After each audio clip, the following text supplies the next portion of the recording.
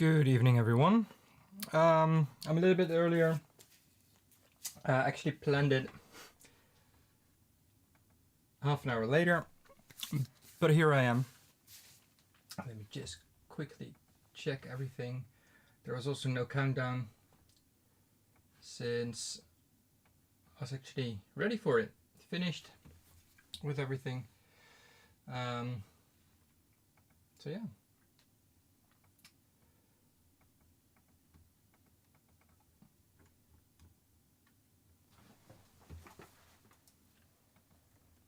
Let me just quickly get everything ready here.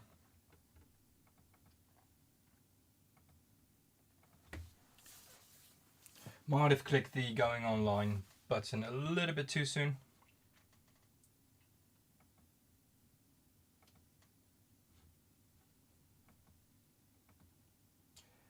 Good evening, Gulchen.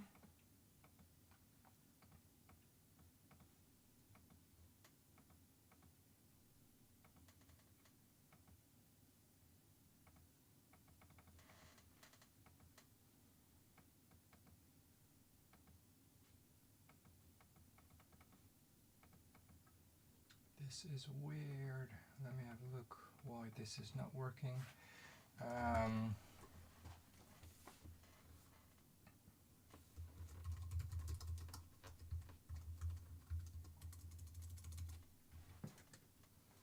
Yeah, I was finished doing everything, and if I thought I'm either going to play a game for half an hour, which is kind of a, don't really have games that I can enjoy for half an hour.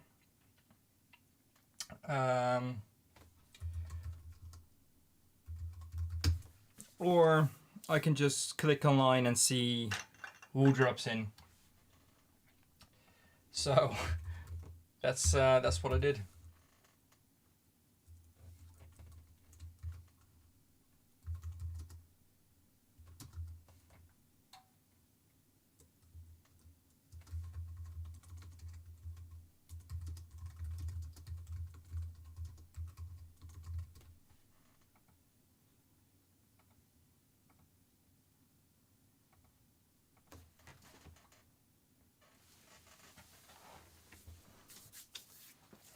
Creative Colors, welcome. Thanks for joining. Didn't even check my camera, so maybe I was a little bit too quick.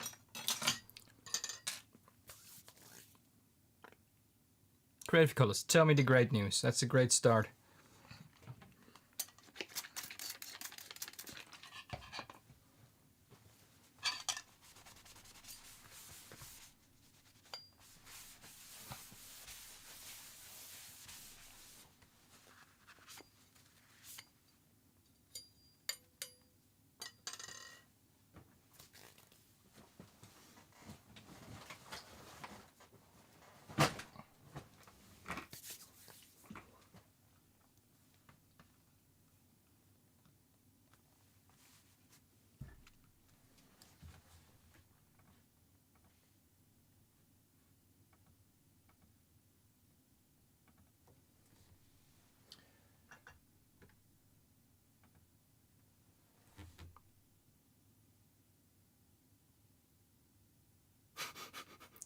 Congratulations for you. That makes life easier. At least it can make life easier.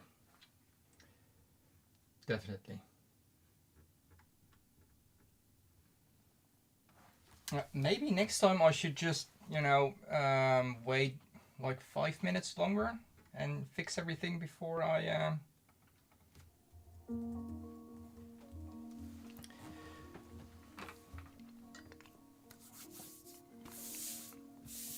Did you join on your phone, on your cellular internet before?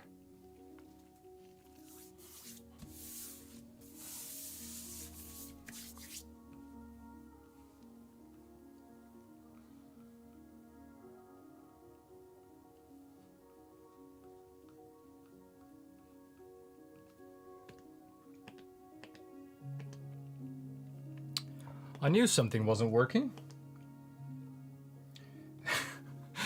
Let me just quickly fix it like this. I'm sorry about this. Now we can. I can do it like this as well.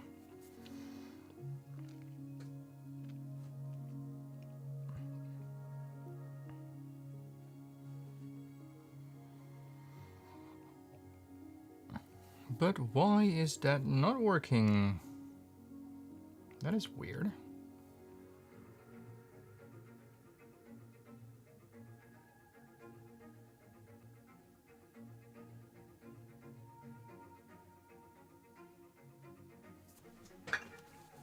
That is very weird. Seriously, are you joking? Are we joking here?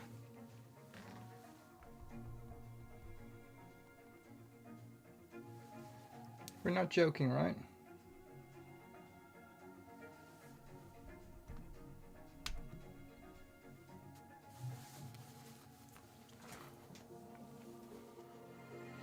So I really have no idea what's going on.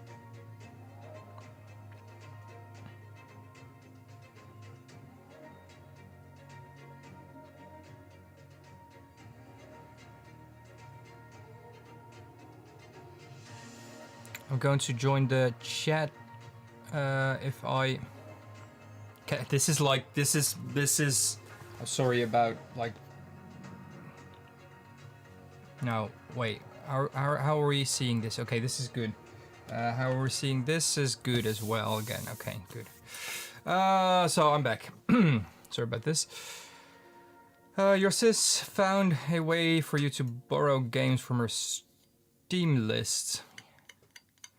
Not sure. Maybe I know Freddy Fish. I'm not quite sure. I noticed that Netflix, if you have a Netflix subscription, there's actually games on the App Store.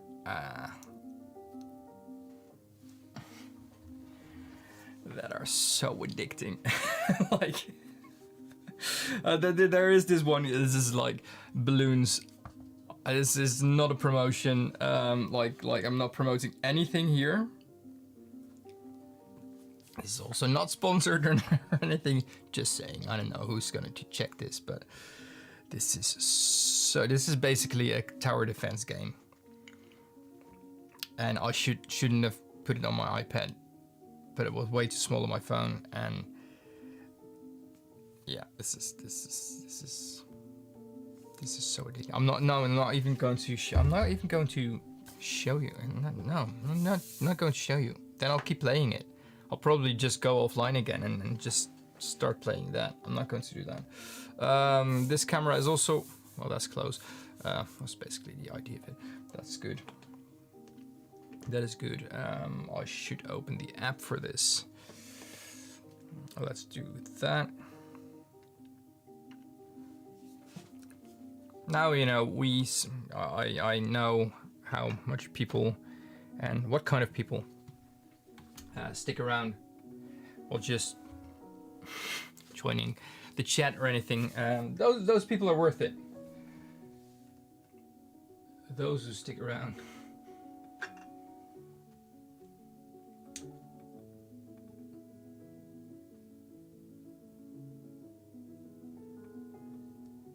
Come on, we can do it right. Come on. There's one game that if I can ever play it again, I'm not quite sure if my, wait, one moment please. No, this is not working. Okay, so I don't know why this is not working. If I ever am able to play one game again, played a lot of, I think at least 10 years older than you, but Gulchen, that is. Good evening, Mr. Pigments. I've played a lot of Roller Coaster Tycoon when I was a kid. I also, and that was over the years, but The Settlers 4. That game was so addicting, and it was yeah.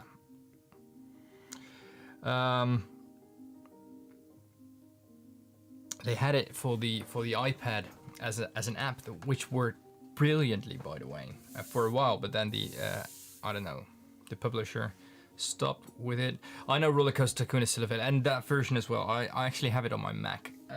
They made a Mac version of it, which, you know, works great. But they used to have a version for the iPad of the Settlers, and I was able to run it on my Mac as well. The Settlers that I have an old Mac. I have like a few Macs since I last had a PC, and I used Boot Camp, which is basically no, not Catan. No, that's the Settlers of Catan. This is the Settlers 4. That's the specific one. Boot camping in Mac is basically you run Windows on it, which works brilliantly, by the way. I have an older Mac, and I boot camped that with Windows so I could play Settlers, but yeah. Then life got more serious and stuff. Work and such things. But that, I don't know, that's such a brilliant game. It's way too, like, not for hardcore gamers, especially not out of that area. I think that was like Red Alert or things like that, which kind of the same idea.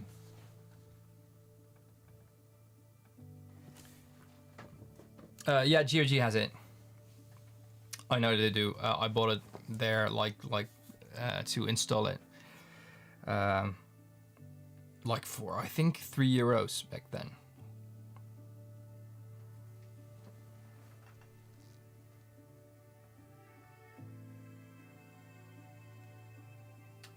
I don't know why my camera isn't working.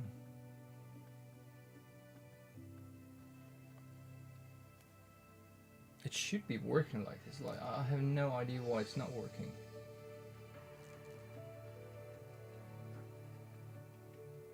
There's like, no, it's not true. I don't know. Space Invaders on Atari. That's great for you that you have the Atari console, but then you are another step older, I think, than I am. Because I kind of missed the Atari. First game console that I was able to play. Good evening, Ian.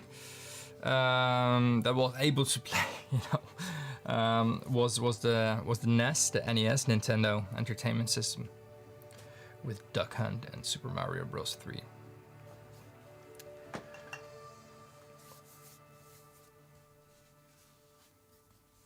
Which I still play now and then on the Switch. Van Murray, welcome. That's a good 20 years older than I am.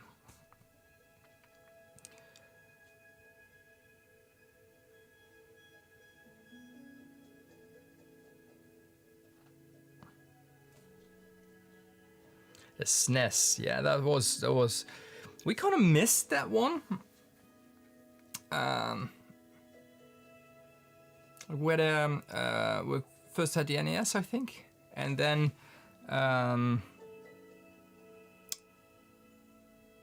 everyone got kind of a Game Boy, and oh, those were great too, Ian. When Pokemon was released, that was the Game Boy Color, I think. That was released after the first Pokemon. Yeah. That's a long time ago. That is really a long time ago.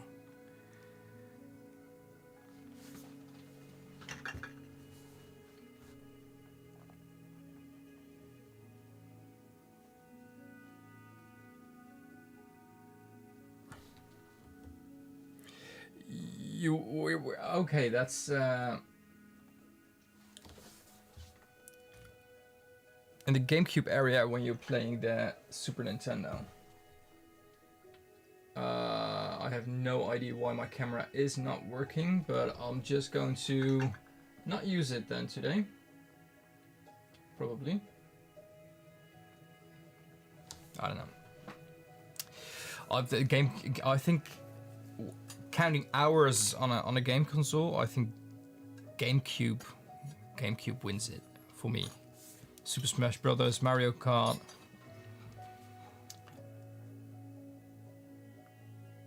What else? Things that I've played a lot. The Wind Waker.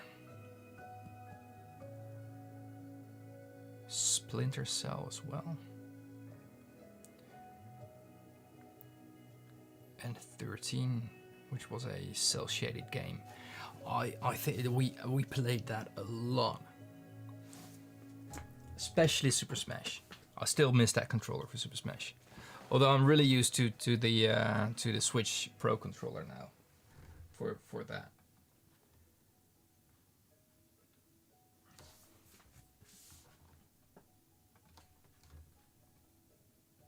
Oh, that's a good 10 years younger than I am.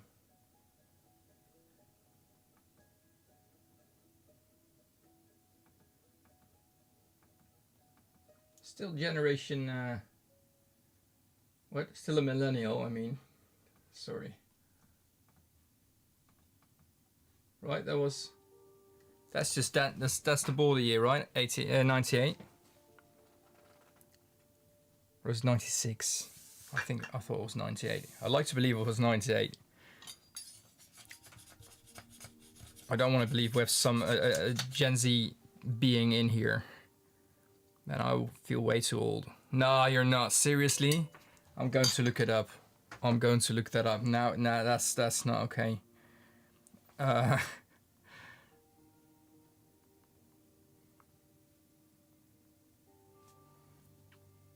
Gen Z born 95 and 2010. Oh, damn. Yeah, okay.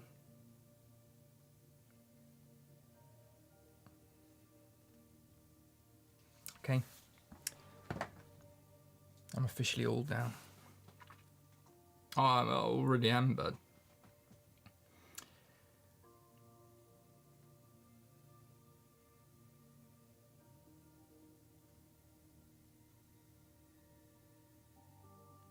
Gen X as well.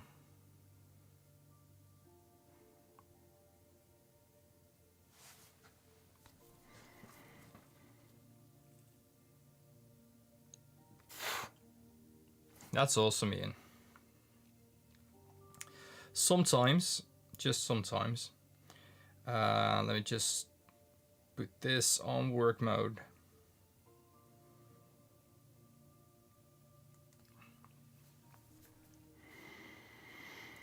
Sometimes, like, you know, from that era, the 80s, I hear, I'm just,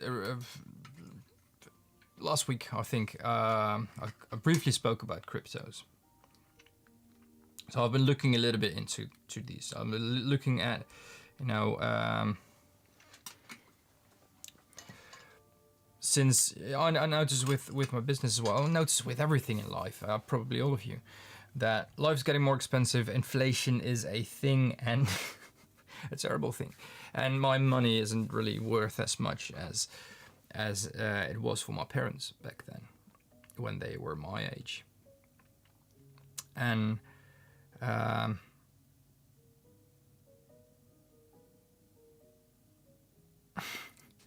now you mention floppy disks. Now I'm really distracted. Oh, Frogger. And what was the racing game called again? Well, there's the racing game as well, and I had Frogger and something else on the floppy, and then there were other floppies when there was a later MS-DOS released. Tim, the Incredible Machine, that was such an awesome creative and technical game. That was really awesome. I missed that. Anyway, I was looking in looking for ways to make my same money get worth a little bit more by making it more money. You know, basically what investing is. I don't have a lot for that, but hoping that works is more than nothing, right? Not taking any risks, but I do wanna. I don't wanna end up by, you know, having worked for things, you know, in 30 years for retirement my entire life and not be able to get around by then. So that's, I was just looking into all the options, and then people mentioned things. Just, you know, here we are now, and I feel that this at this current moment is like, I don't know, Apple was in the 80s. You could buy a stock for, say, $1.50, or probably more, but I'm not quite sure. Invest in gold, a very good one. But, you know, I should have done that. No, I can still do it. I can obviously still do it, but I should have done that when I got my first paycheck. Just when I got my first job, should have bought a kilogram of gold, because I was able to back then. Now it is worth so much more. And but same with crypto. To be honest, I first heard about Bitcoin when it was around $2. And it was just a very clear realization of, okay, this is like what digital thing was. More thinking about, you know, how that would be used for, I don't know, online games or phone things. I've had 2 or 3 of those moments, those realizations in my life, that I really clearly know. I've heard of that when it was like super cheap and didn't kind of believe in it or didn't look into it. I don't want to let that happen again. I don't want to come across something and hear everyone kind of hyping it up or talking about it, me not understanding it, me being too, I don't know, lazy or wait.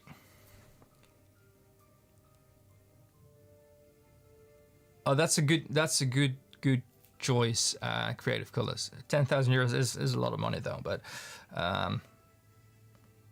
it's an awesome piece of tech. It's also a piece of history.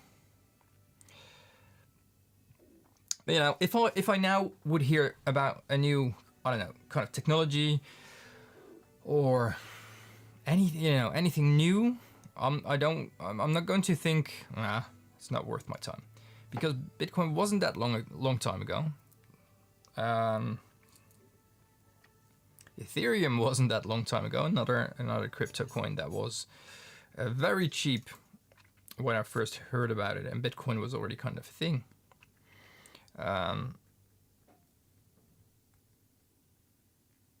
So yeah, that's it. But, you know, I heard a lot of people saying they sold their Apple stocks, their first Amazon stocks when they bought it in the 90s.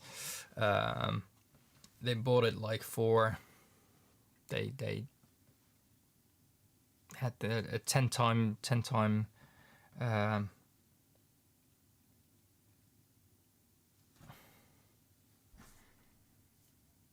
do you say that? Yeah, I just lost the word. Well, they 10x their initial investment, and now it could have been like so much more. Yeah, it is a gamble. So you never, you know, invest with money you can't lose, or you're not able to lose, able to miss.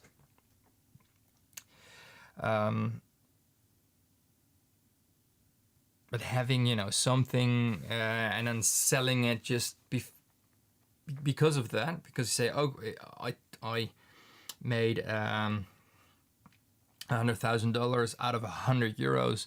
Let's take a lot out because, you know, it's a lot of money and I only invest a little bit in it. Well, that, you know, if you bought Bitcoin for 100 euros back then, when I first knew about it, you had 50 Bitcoin.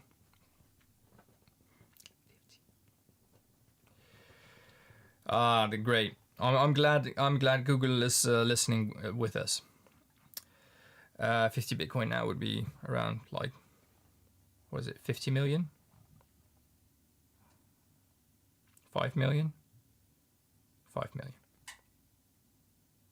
That's not true, is it? Yeah, it's 5 million. So yeah, 100 euros to 5 million euros. But that never happened, so I'm not going to think about that. But I don't want to get at that point where that does happen, when I had something, or when I really thought about it, but then I said, yeah, you know, I'd rather, I don't know, go out for dinner for that 100 euros. Or buy 2 cartons of eggs for 100 euros, for instance, like that, you know. Rather, I'd just invest it wisely.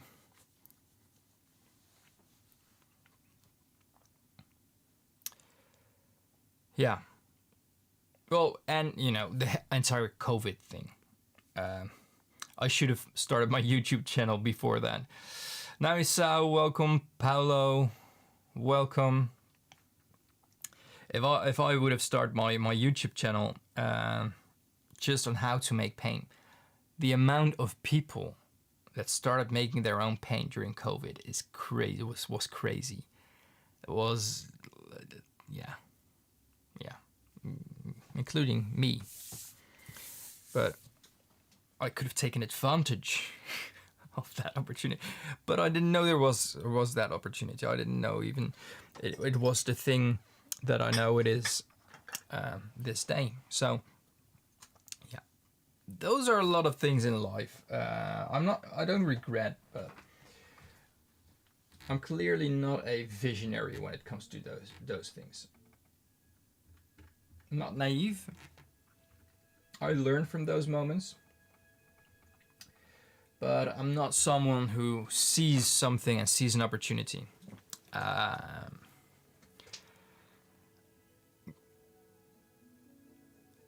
Gulchin, that's a very good question. How many of those people are still selling paint? Well, I know the Dutch market shrunk quite a lot. Also, there was a nasty like competitional vibe. It wasn't even a vibe. It was just hating on each other, I think. Behind each other's back, that is. It wasn't really a very, very friendly environment. Toilet rolls, yeah, and then sell them on the corner of a street. Toilet rolls and flour. Just flour, yeast. Things that basically, you know, are used to make bread. Those are, yeah, fun times. Almost forgot about it.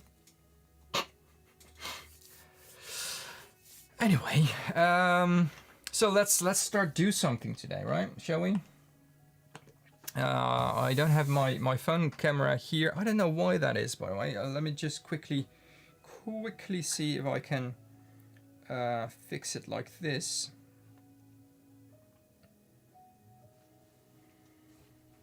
Maybe if I just turn this off, that works. Or not. Okay.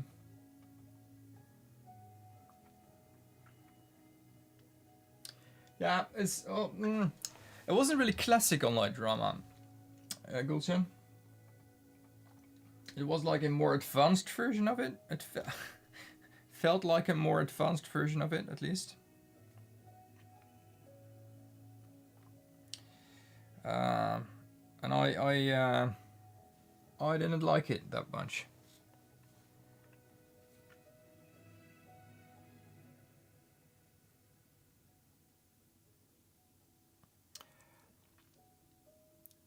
I miss the empty streets, to be honest. Really, that's and low gas prices.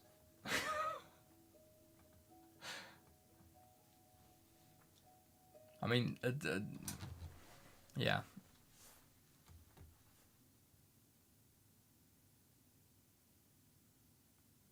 What?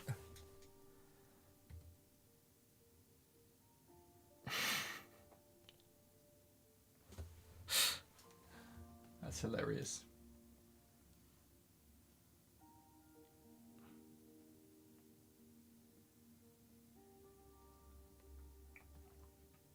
Yeah.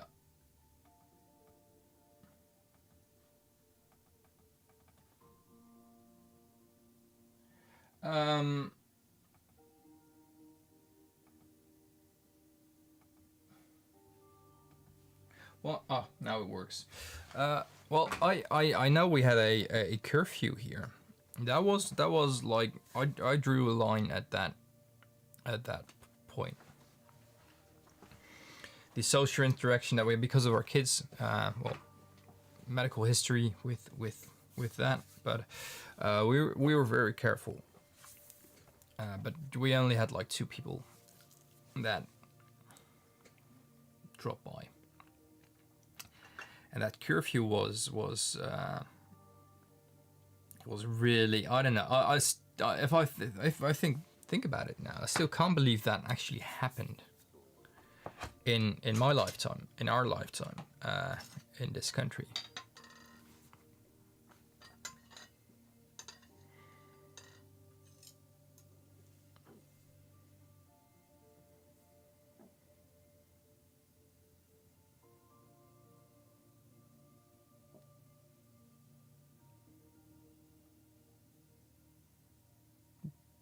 That's some proper work, charity work in there.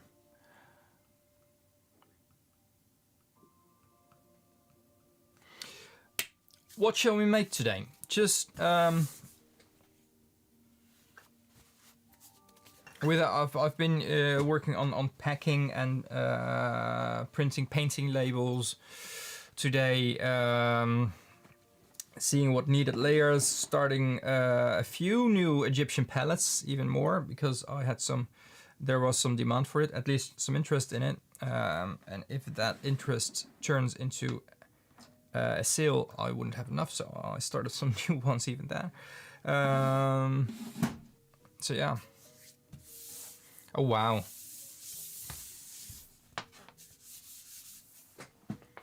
Not really happy with how that camera works. I am next time I'm just going to, oh, this is better now. Next time I'm just going to, that's weird. This frame rate is way better than this one. I don't know if you can see it.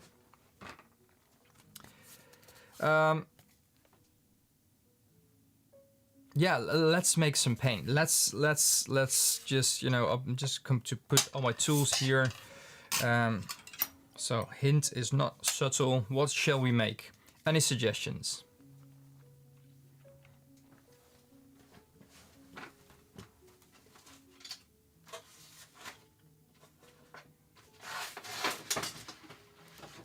Any suggestions? Please let me know.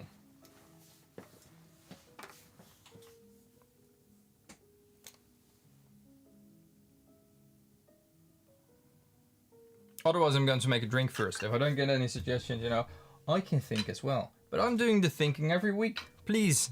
So, no, I'm just joking. But if there's any suggestions, quinacridone rose.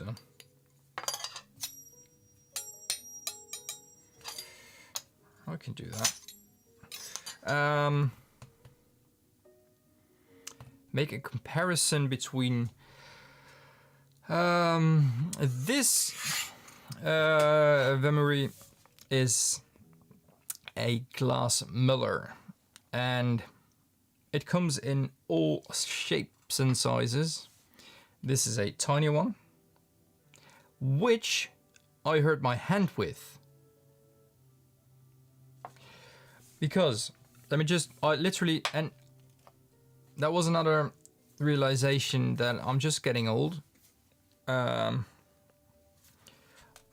was working on a tiny bit.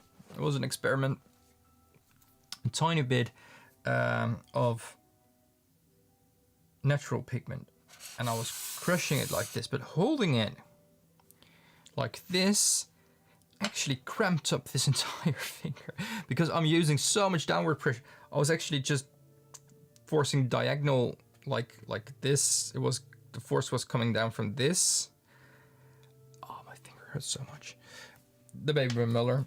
I can put my entire slab full of mullers again. I mean, we can do that, but I think, you know, I've done that before. Vamuri, if you are interested in it, there is a live stream in my recorded lives where I have this. It's, I think, in the preview picture as well, in the thumbnail. There is this slab, this glass plate is called a slab. These are mullers, and they come in all sizes and shapes and sizes. I'm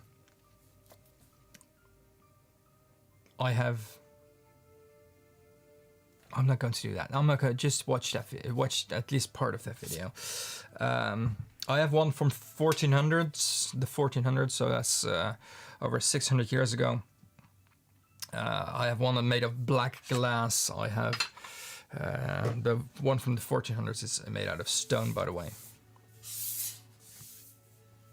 No, my desk is in the right height. It's like it's exactly in the right height. But this is your finger. If your hand is like this, there shouldn't be like pressure like too much like this on it, right? I mean, I'm quite flexible, but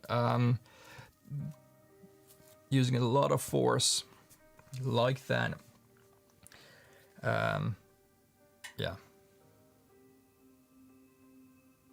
I don't know. I have like this is an ergonomic chair. I'm even in like an ergonomic chair that ceramic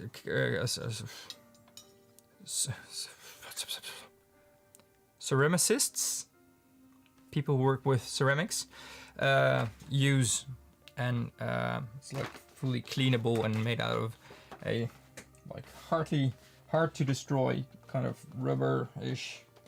I don't know what it is. And I can go like all the way, and this can go like back and everything. This is, but I'm like, this is set right now. This is, and I only have one armrest. That's the one that I use for my mouse pad over here, because an armrest here would be annoying with my muller. So I thought about everything. Let's see if I can quickly find quinacridone red magenta.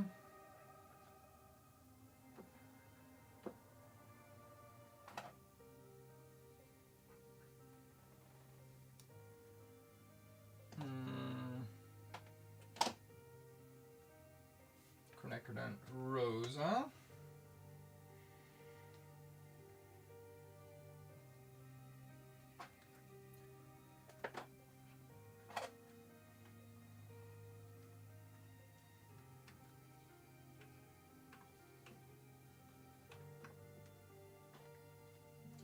No PV19's there.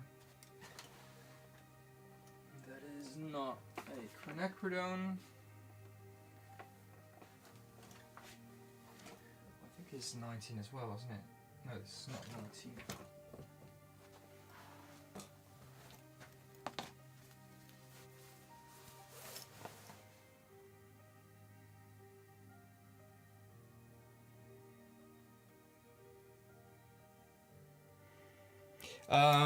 Yes and no, Creative Colors. I've used a chair without wheels. My back hurt in that thing like crazy. It's actually the same, isn't it? Yeah, that's the same.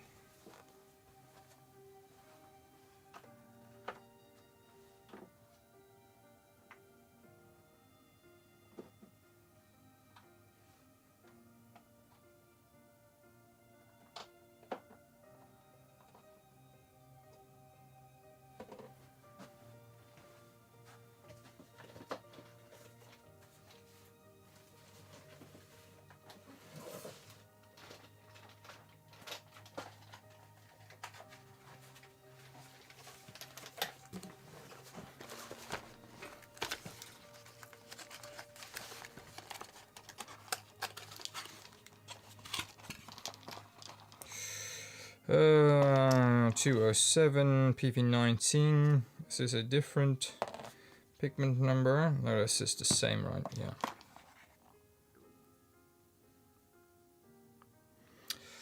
Verdigris is, with making watercolors, isn't a very stable pigment, unfortunately. It is a lovely color though. It does smell a little bit. Actually more than a little bit. Smells quite heavily. 23,720, this is the same. 23,725, that's not the same.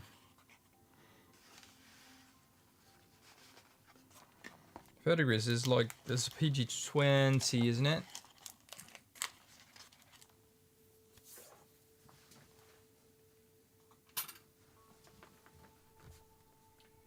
PG20. Yeah. Here's PG20 verdigris. So as you can see, in watercolors, not really a lot of, like, this is 8.8 is a little bit, it's not true, unfortunately. It changes color. It just changes color. That's basically what it does. So in watercolors you don't really see it. I don't think these are bigger brands as well. China Global Mole, Light Wish, haven't heard of that. It doesn't say anything. I mean, they have quite a lot. Prussian Blue, 6 out of 8, and Verdigris 8 out of 8. Well, that's hard to believe. And this is a handmade, smaller Chinese brand as well.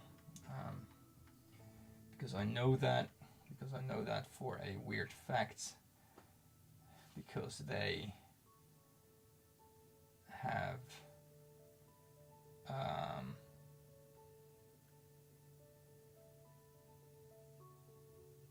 weird stuff, and it's not all the way, not always in a good way.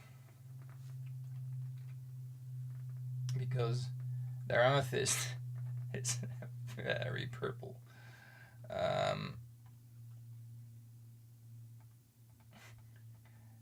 0.002% of additional pigment was added.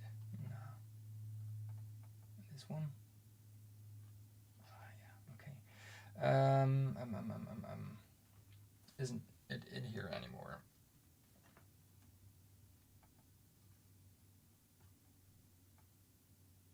Listed as PG21. It's made of natural emerald minerals without additional coloring. Well, first of all, if you crush minerals, the same happens, or emerald, the same happens with amethyst. It loses colors. PG21 is emerald green, Paris green, Schweinfurtergrün. That's the arsenic toxic stuff. So yeah, PB17. Yeah, I've asked them about, you know, numerous things. They spoke to me as well once, or asked me. Thiocyanin blue, which is, this is thiocyanin. This is PB15. This name. It's also sold as. It's not even sold under this name. Oh, sorry about that. Yeah.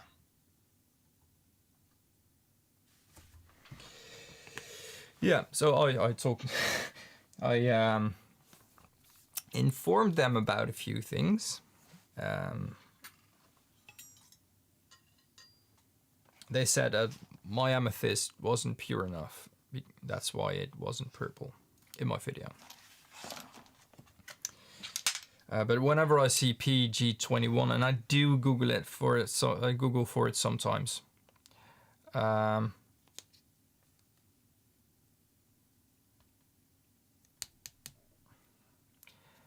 I do sometimes find a PG21 listed, or an NY20,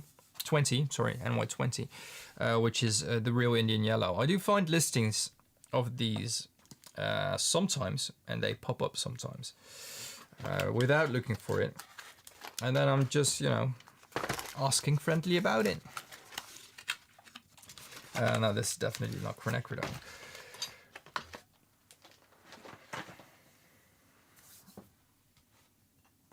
Sometimes those conversations go well. Sometimes.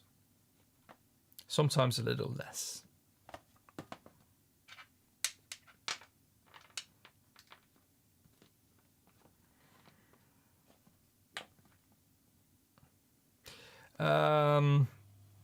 If you have bare uncoated copper, so there's no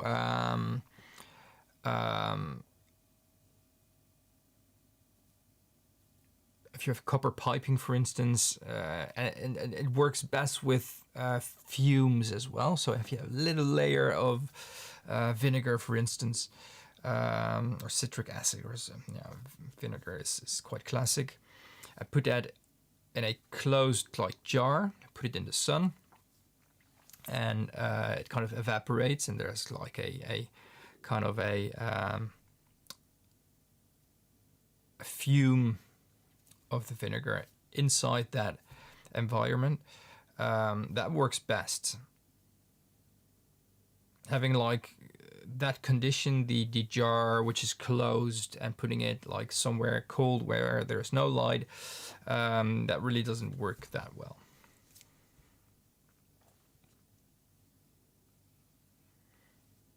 Well, making a pigment from scratch, it's always interesting to do, I think. Right, Paolo? I think that's I don't think it's a very suitable pigment for watercolors. Like I said, like you said as well. But making color out of something that wasn't a color before, but you're working with copper, so there always use caution with that. Right?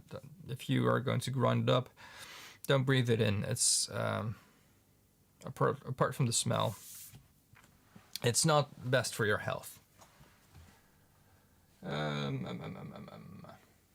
Yeah, so Gulchen, like I said, either like you said, either they're lying or poisoning their customers. I think a lot of the listings I see with PG21, Paris Green, or NY Natural Yellow 20, Indian Yellow, I think loads of those listings aren't truthful.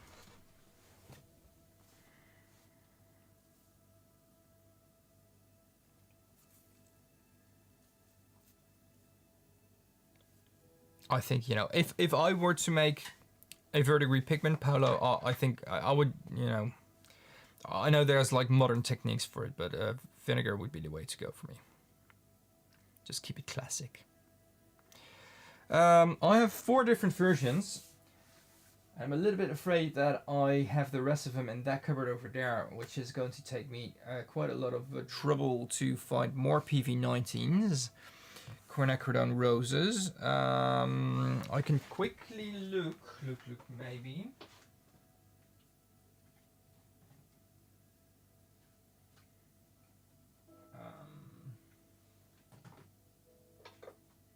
Quinacridone pink, this is PV42, no, not the one as well, but it is a quinacridone pink. Not one that you see very often. But I thought there was like a Sennelier version I had as well of PV19. I think this is it, isn't it? PR208, no. But I know it's Sennelier. It must be. I can just look it up on my system, but I want to find it like this because I know it's there.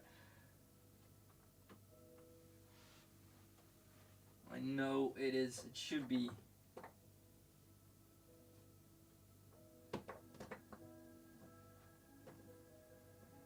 Cerium red, no. 207. I have more 207 than I thought I had, actually.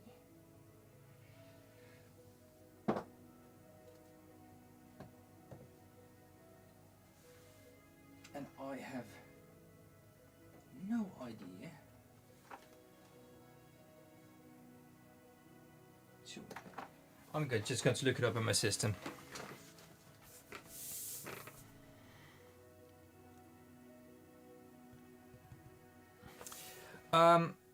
Gulchin, I think the worst thing about it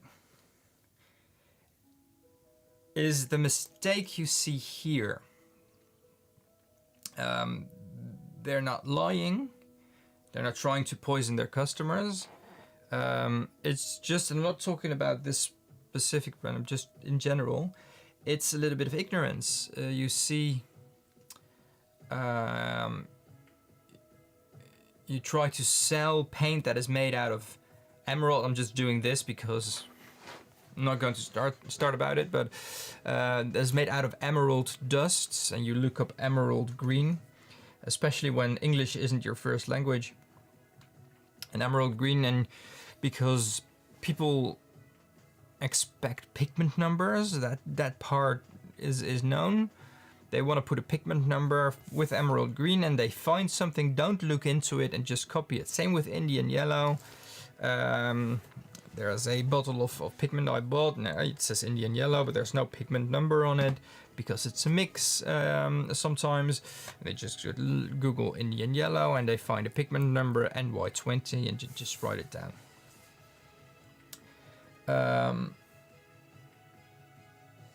So probably with the best intentions of providing a pigment number, but yeah, I think a lot of times things like that happen. I hope.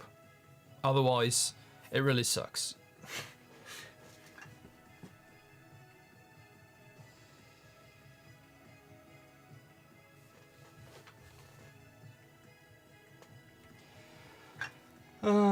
PV19's. Let me have a look. What do I have?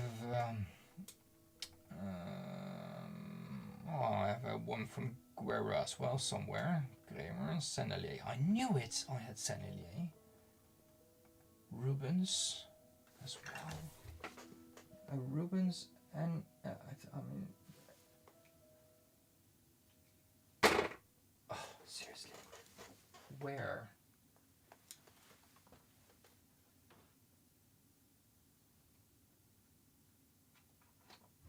When things like this happen with pigments I don't use that often, I'm really afraid that I forgot about a box of pigments.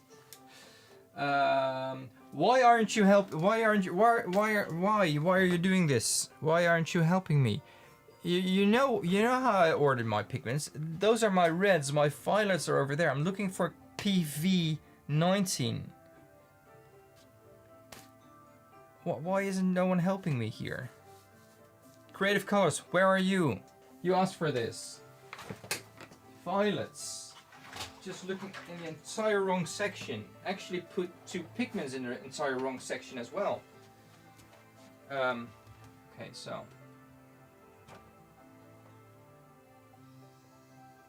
Quinacridone, look at that, PV19. Quinacridone White, PV19. Kramer. I do wonder though, where is that Sennelier? I still can't find that. No, I want to find that because that's a completely different brand. Quinacridone Rosa. 73900. I do have that here, right? 73900, okay. And the other one, which is the other one? This is 23710. 23725. Okay, 23710 is over here. That one as well. Where is the Sennelier pigment?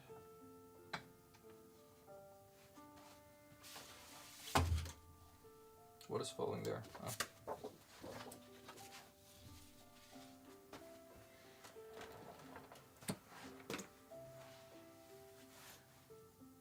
So I feel I did put the Sennelier one over here.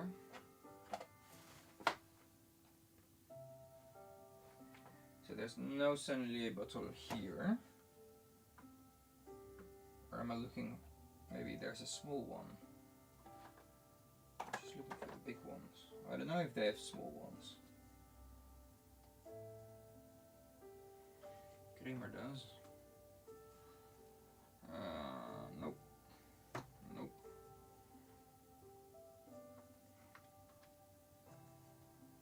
Not the right one. Nope, nope, nope. Not in the corner there. Here. That's a mix. I think we need to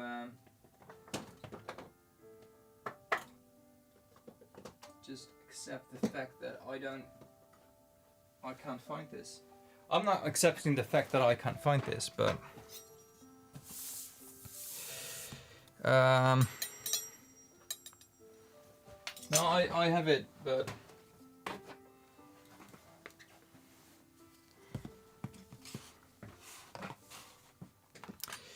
I noticed that I don't have the orange leaning ones of PV19.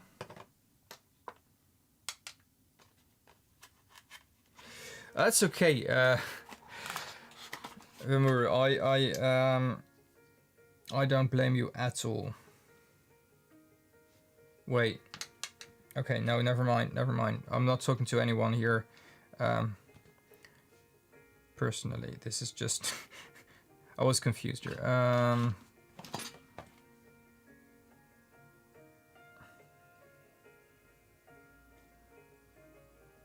Okay, yeah. Okay. Thank you, Ian. I really appreciate it.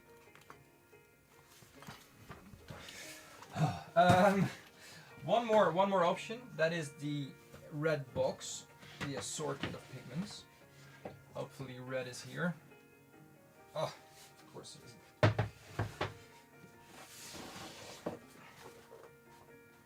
Seriously. Maybe there's too many things in my collection, but if it were any less, it wouldn't really be a collection, would it? I don't think that's true, but it should be red, right? Yeah, okay.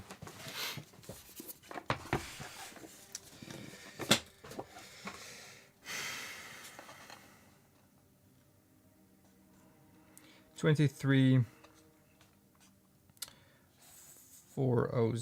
23,400.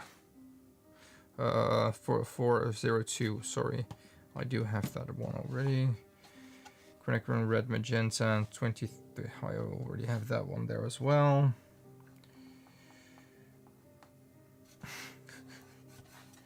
No, the Sennelier one was actually the only one that I needed for this.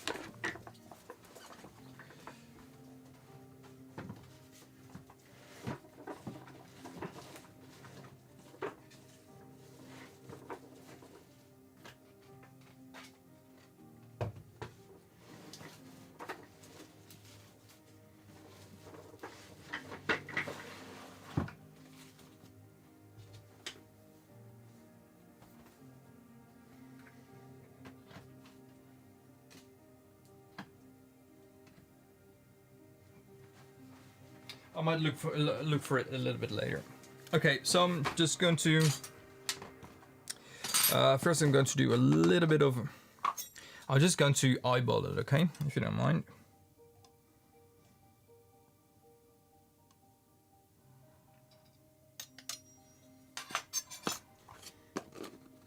It's not that I'm going to sell it. Well, basically, yeah. Right now, I don't care what kind of condition I find it, as long as I'm going to find it.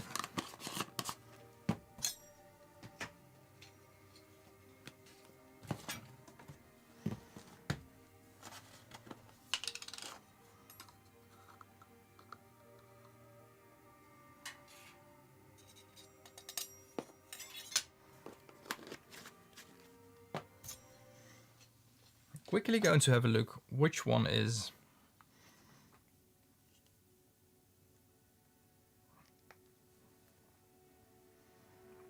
this one is very violety. Do like that though. But isn't this one as well? Ooh. Ooh. That smells weird. I opened that bottle and there's like an old, it smells like old plastic, like yeah, old plastic basically. I think I'm going to do this one, just another brand. I never smell in the bottle, by the way. I smelled the lid of the container. I think this one is a little bit more blue than this one. So I'm going to use a separate palette knife for everything. And I'm, am I? Yes. I'm going to use a separate muller for everything as well.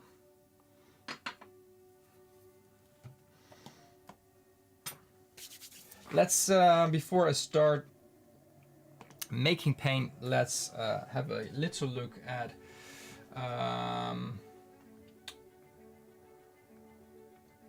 the PV, come on, 19's. So you have a more reddish one, a very violet one, a pinkish one, something in between, like a warm, this is like leaning towards magenta, rosish, very violet, very deeper red, crimson. I don't, this is crimson. This, call this a crimson, more than this, but okay, this is a crimson. Permanent rose quinacridone, that's very, very pink. Same as this one, also Da Vinci. Very pink. This looks a little bit too pink for, I mean, the Holbein one looks like a quinacridone that has the drying shift in it as well. This one, not so much.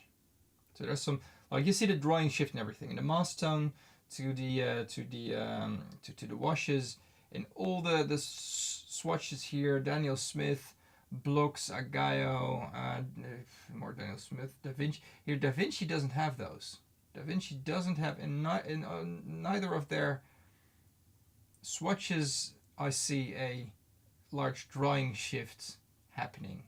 This is a little bit more dull, but all the other ones are very vibrant in their, here as well. Kusakabe, very vibrant. My God. M. Graham, that's okay. Let's have a look. I mean, this is almost granulating, flocculating, which is not something that a quinacridone pigment does. So it's really interesting to see the entire range of, you know, what all the brands can. Damn, this is red. Holy. This is like a Pyrrol red. Okay. Have you tried making pigment with henna powder? And we use it for drawing on our hands and it gives a red color after drying. It's natural pigment which is green color. I know henna. It is Creative Colors, what Creative Colors says. It is a dye, not a pigment, and the main difference between those, apart from loads of factors, is that apart from light fastness, a dye will dissolve in water. So if you put dye, a drop of dye of some dye powder in a glass of water, it will color the water. And if you would put a tiny bit of pigment in water, it will color the water as well, but as a kind of an emulsion, right? And it will eventually sink down to the bottom. So I use this for, let's have a look. this is an example. These are 2 flasks of water with ultramarine pigment in it. So this is the ultramarine. You see on the bottom the little bit of ultramarine pigment. It's the same in every flask. And this is how blue, that little bit of pigment. Let me just shake it thoroughly. And this is natural pigment even. So this is not dissolved. When I'm going to let this settle, you can actually see it there. It's already kind of settling down on the bottom. This is pigment, right? And I'm using natural pigment here as an example because it's way quicker to show you this. If I would use synthetic ultramarine powder, it would take like an hour or more to actually see the difference of settling down. With a dye, and I already also used that. This has been standing for half a year already, since that was when I made the video about it. This will never settle. This won't kind of separate. That's the main difference. Henna, in that case, is a dye. Standing up too many times. But now I'm just going to get these and maybe a little bit of, let's have a look. There's 3 the same. I can use this one as well, right? I don't have 4 of the same versions, I think. Oh, that's a muller for each pigment as well. Since we don't want any contamination, dyes are staining, yeah, but so is quinacridone or phthalo or a pyrrole orange or any pyrrole pigment, by the way. Pyrrole oranges are PO73. That's terrible.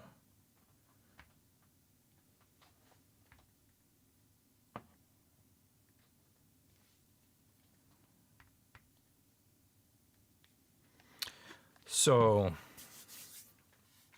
I'm going to let this sit here for a minute for you to look at. I'm going to make a drink.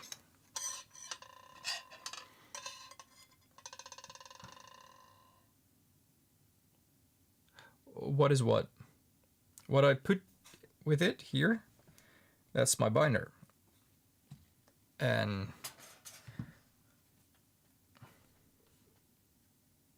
oh, what is what like that? This is, well, I don't really have the room for it. I'm just going to put it next to it like this, okay? I'm just going to do it like that.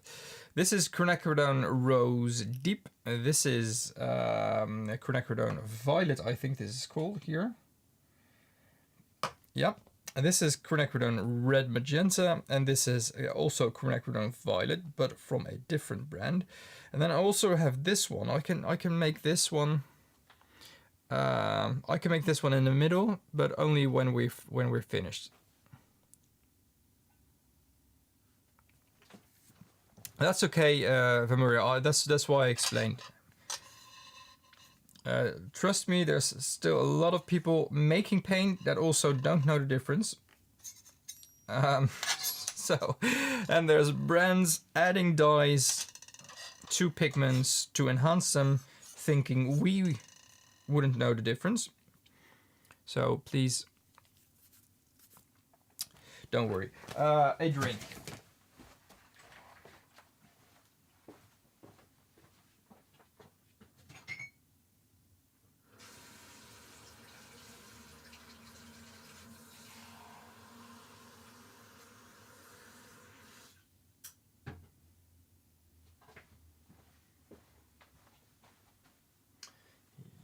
Where is my other glass?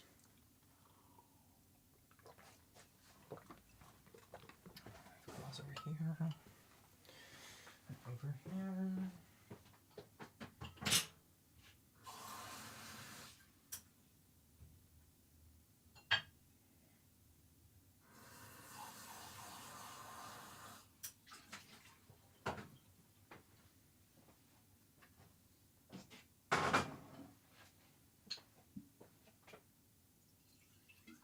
don't know if you can hear me, but Vimuri, what time is it in India right now?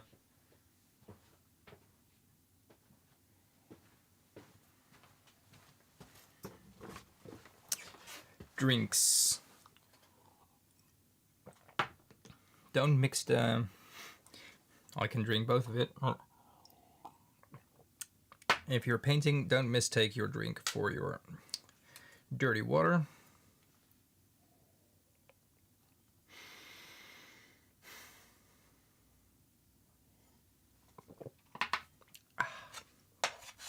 Okay.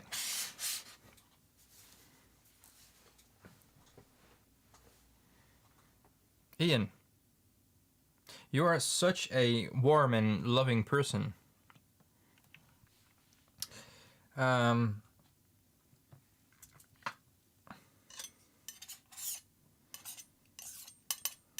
not alcoholic. I only drink during my life now. That's not. It's a little bit true actually, and it's just, you know, a measurement, and never during the day. It is in the late in the evening here, 2 a.m. That's quite a time difference. So I noticed that this is definitely, for the settings of this camera, that is definitely not a very nice red to capture for a camera in general. So for RGB, can't capture this.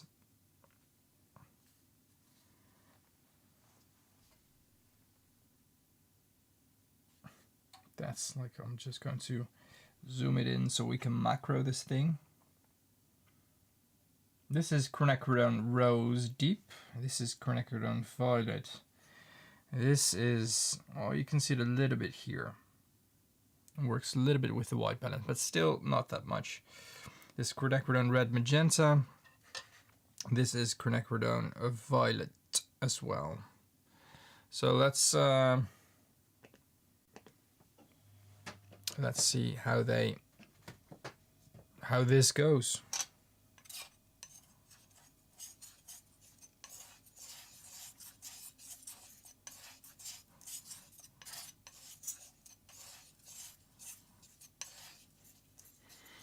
So the resemble, there's a resembling. Wow, I read the.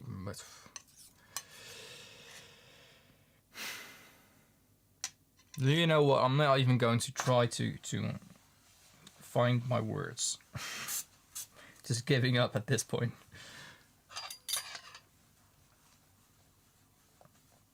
This resembles. This is like the color. That's so weird. This is so weird. It looks like a dull orange, a brownish. Right? Is that my screen or is that no? Right? Is this? Let me just quickly get the software on my other screen so I can see how. It's like a deep red. This was like my second-handish kind of the cheaper only screen thing for the chat. That's definitely, the colors aren't right there, but it's like on my calibrated monitor. Oh, here it's a strawberry on steroids, or how a kid would draw a strawberry with just markers, right? That color.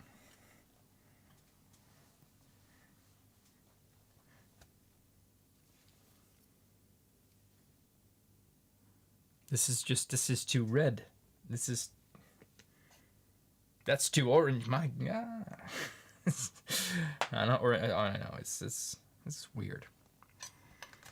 Okay, let's just put this into a.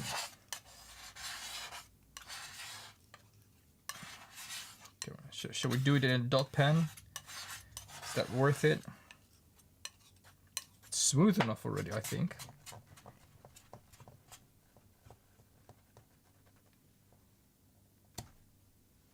definitely smooth enough already.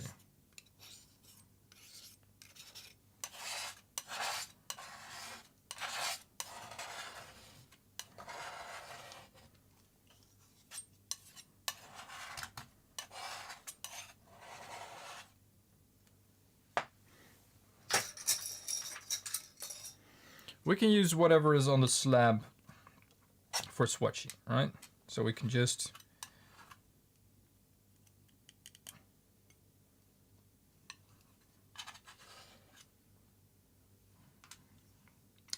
put that over there, and let's move to this side. This is already more hydrophobic. Oh wow, that was a very personal shot there. Not seeing anything. Yeah, sorry, Creative Colors. Too focused on the pigment.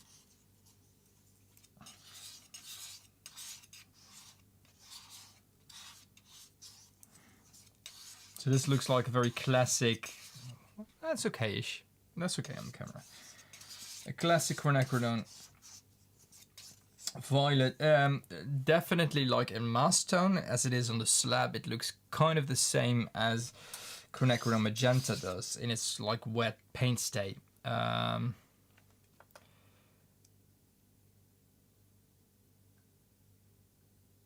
What? No, I wasn't. I was on the close-up, right? I was this one, right? This is my close-up camera there, and that is my phone's camera, which is there's gum Arabic pieces there. Anyway, wait, did I have my?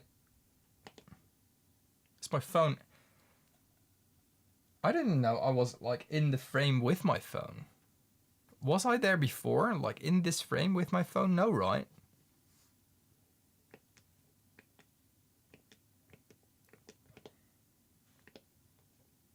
I don't think I was. Was I? Didn't mean like that. It looks like PV55, yeah. Which is basically quinacridone violet as well. But, you know, the great difference between a quinacridone magenta and a quinacridone violet, whether it is PV19 or PV55, in its mass tone, they look almost identical here. And when you just take them off the slab, you see either a very bright magenta or this violet underneath here.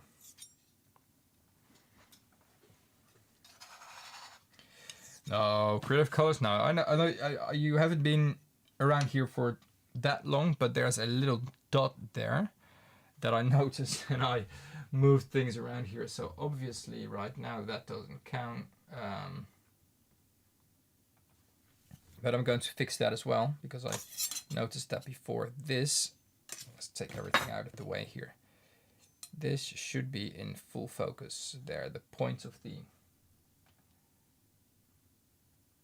Let's just center it as well.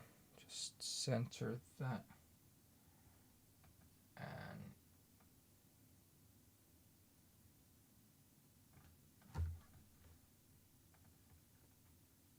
I think that's a good focus point there. That's sharp. Okay.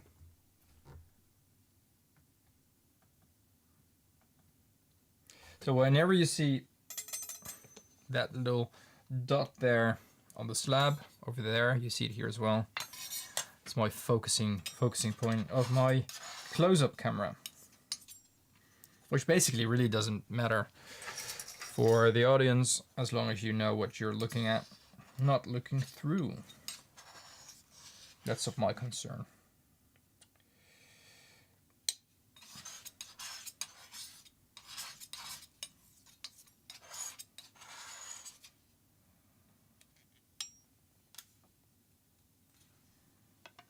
Okay, I didn't even mill this, did I? I didn't even mill this. So you see, I was too distracted. It is a very smooth. I'm just going to drip it out.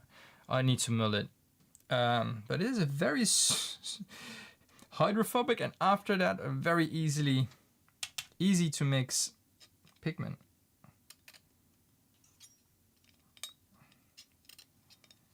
I mean, I don't want to. cheat with this, so I'm just going to grab a new dot pen for this. Because it did need milling. It's such a fine pigment that you don't notice it with your just using your palette knife. But as soon as you start milling it, you really feel and actually hear. My desk was shaking a little bit too much. I don't know what was falling there, but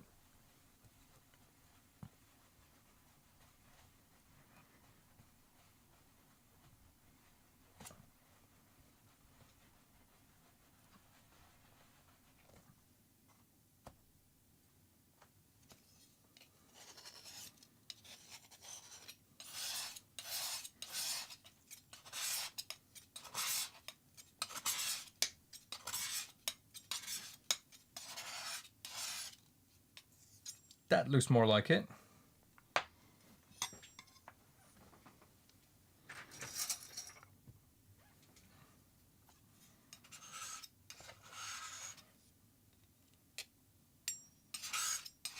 Also, directly the entire feel of the paint, well, just putting it in the pan.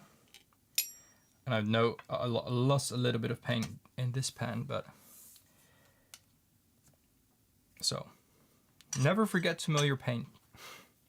No, it wasn't an earthquake. It was an empty squeeze bottle that was just laying on the edge of a shelf over there, which was moving because of my desk was moving. Exactly.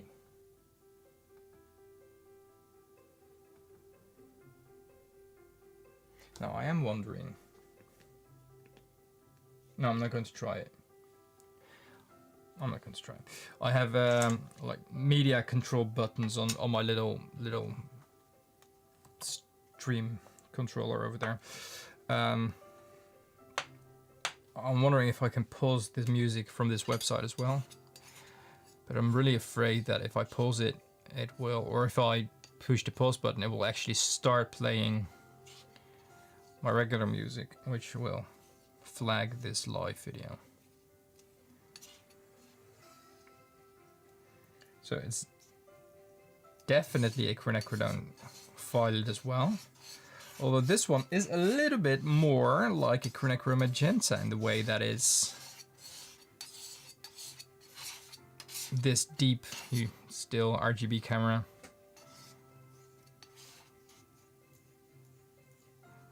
Yeah, I know you were joking. Not really. I mean, no, not really.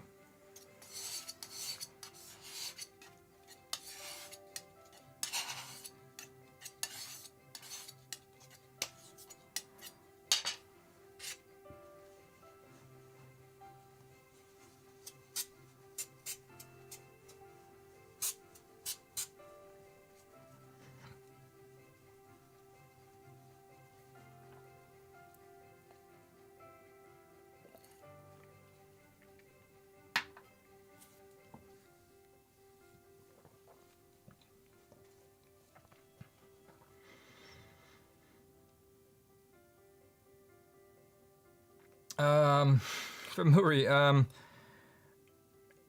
what kind of what size Muller are you looking at? Because I know you can find ones on Amazon, for instance, for like 20 euros, $20, or like 15 pounds even maybe.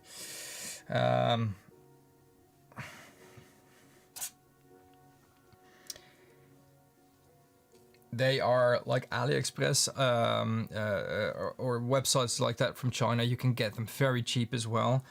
Just like I have one of those, my tiniest Muller when it comes to the surface area. Yeah, and it's really good actually. It's glass. It's a frosted bottom. It's a rough, sandblasted bottom on the glass. And it's flat on the bottom, which is basically all you need. So it does its job perfectly for what you need it for.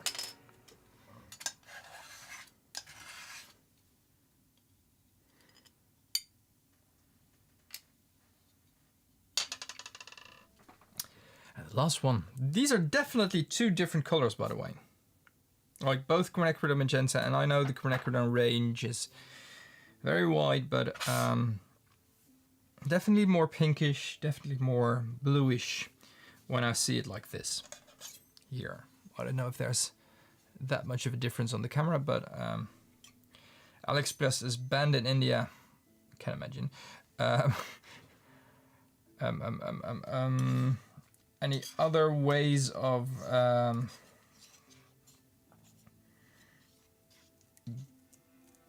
getting like stuff like that, like the cheaper stuff, mass-produced cheaper stuff over there?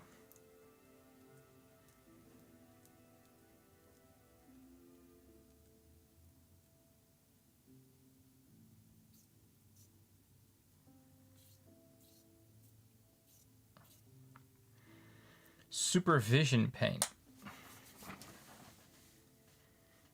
Oh, good to see the yeah. That's just, you know, that's one downside of this this screen over here. I just need to trust that the camera is good enough, because this screen is definitely, the gamut of this screen is just so much more narrow than whatever the camera can capture. I just noticed that on my screen here as well. I'm just going to look up supervision paint.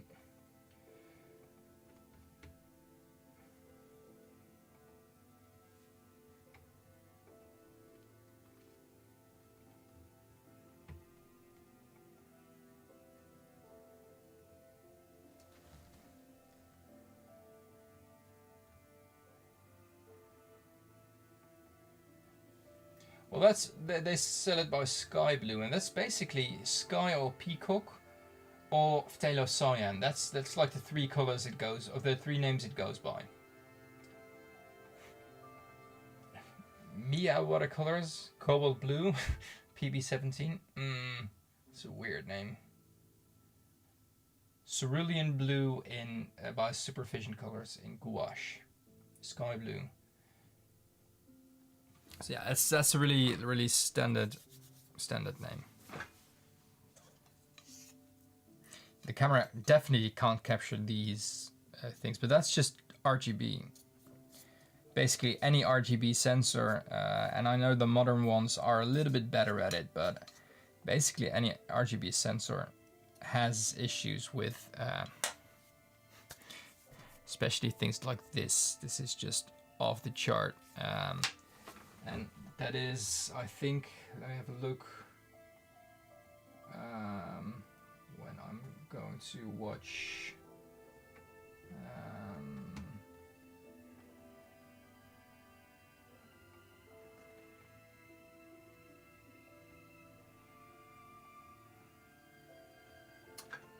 Giefel, welcome, that is very okay.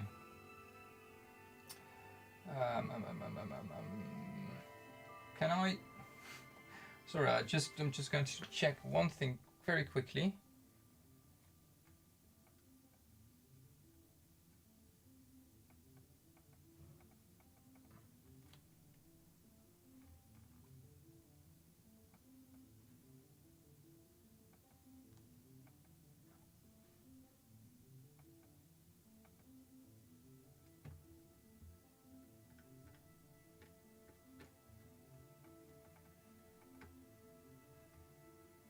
Okay, so last week I showed you, and either that was the NYX software or artistpigments.org, either one of the two, that showed me when my when an RGB technology, so any monitor basically, any LGD or even OLED, which is better in capturing color, but any RGB display would have issues showing the color. That was like a little sign that said, you know, your monitor may not be able to show it correctly.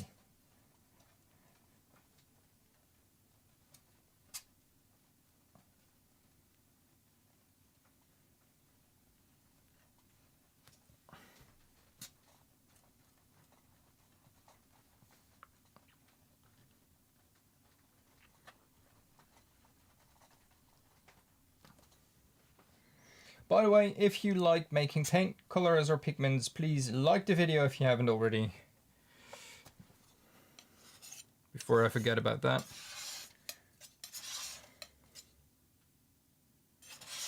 That was pure orange, definitely. But where was that? Like I know I said it to the chat as well. That it was very convenient that you can actually see, like, you know, it's saying this about it.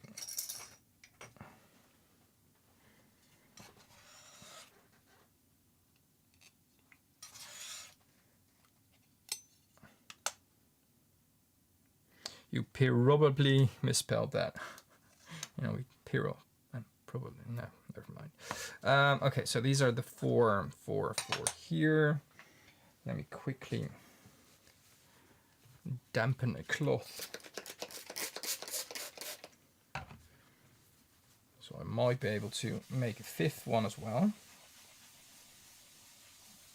If I can get this clean enough in the middle.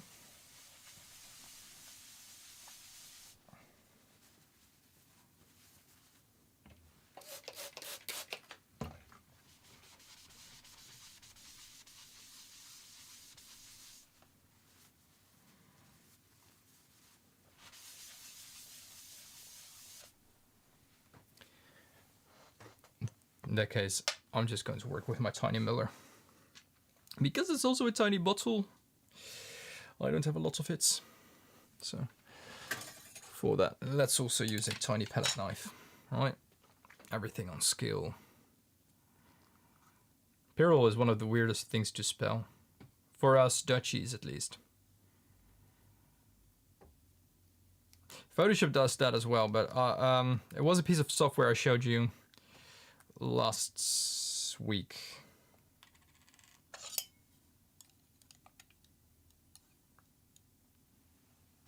Very careful.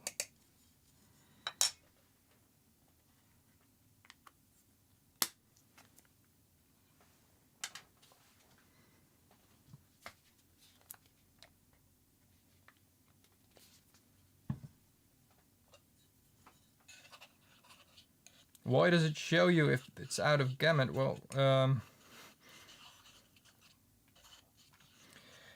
otherwise you think you are color correcting or working on a color. Well, the display can't actually show what numbers you're working with.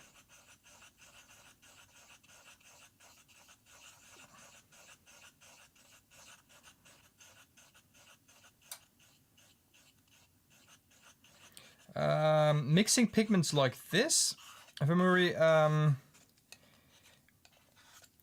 is quite hard with the pestle and mortar. It was NYX, right? Yeah, I thought it was. So this is, oh, exactly in between the two violets. In its place and how it looks, I think. Not judging that too soon.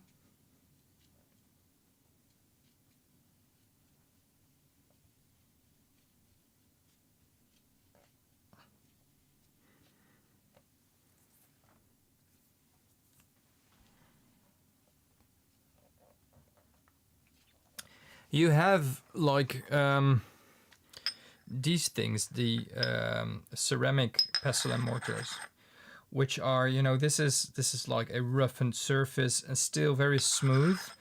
The thing is, you can't get this like in the corners, it's not flat, so you probably have some little lumps of pigment, just, you know, it's not perfect. But for some pigments like ultramarines or ochres, there's actually a lot of people making their own paint by just using that, but definitely not suited for all pigments.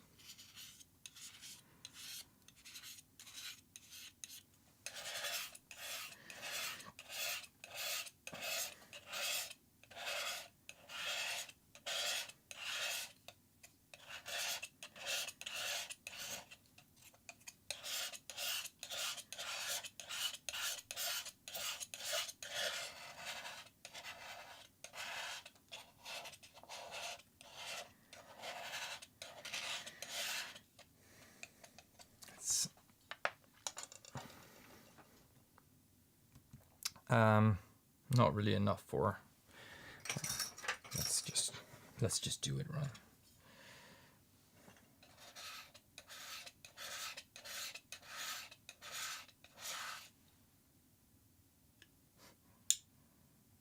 Oh, fittingly small dots, tiny dots of paint, minuscule dot of paint. Daniel Smith is dot of paint. PV19. In my head, I hear a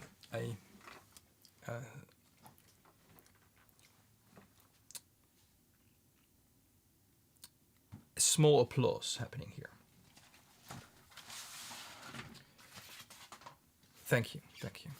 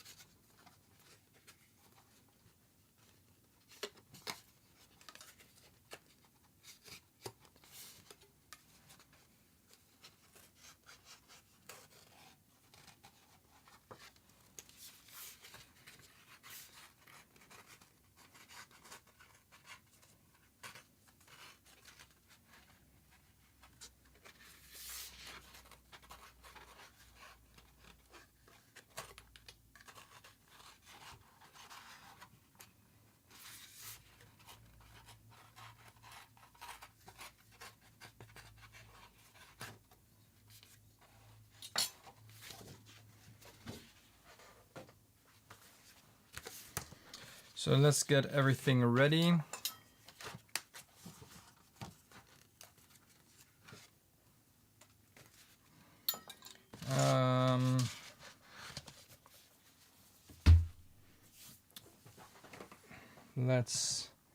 I'm just quickly going to clean something, so I'll be right back.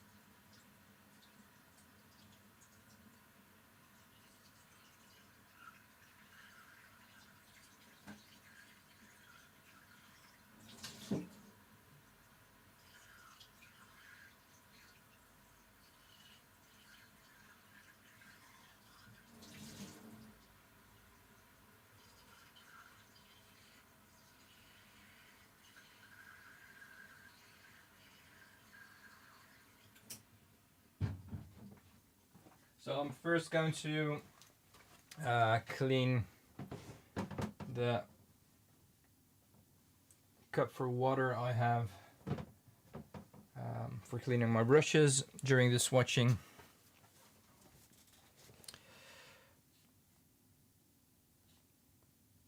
Yeah, make sure when using objects like that, it isn't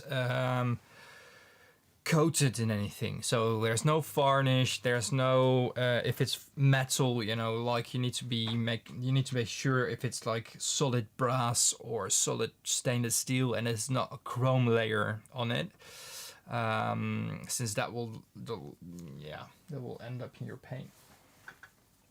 I want to say I have an example of the last one, but I can't really find it.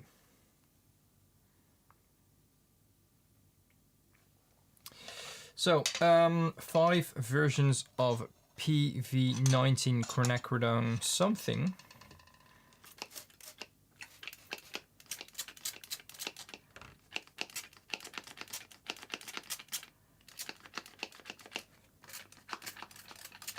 And a lot of extra things for me to wash later on. Let me get the let me get a good brush. Clean that as well.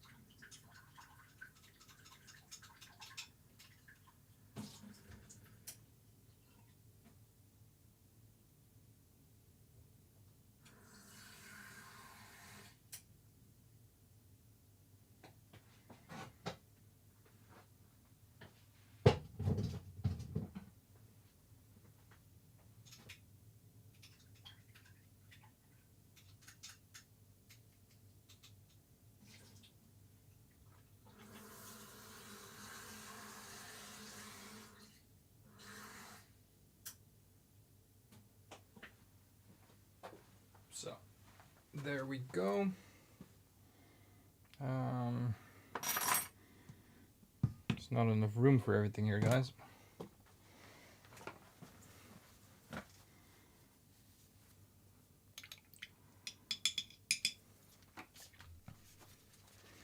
So we can try this one first.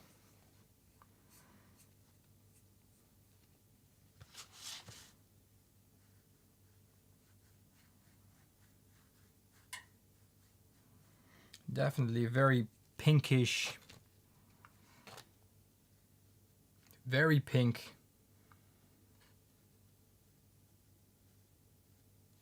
In its wash, and a very deep, almost red color in its mass tone.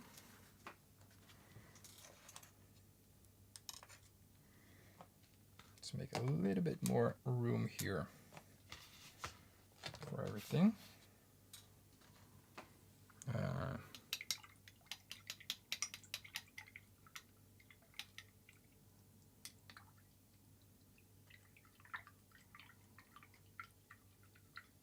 That sounds like a perfect thing to use as a muller.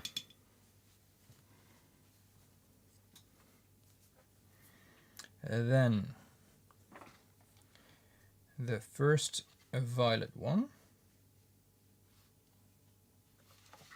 I'm going to swatch the violets next to each other.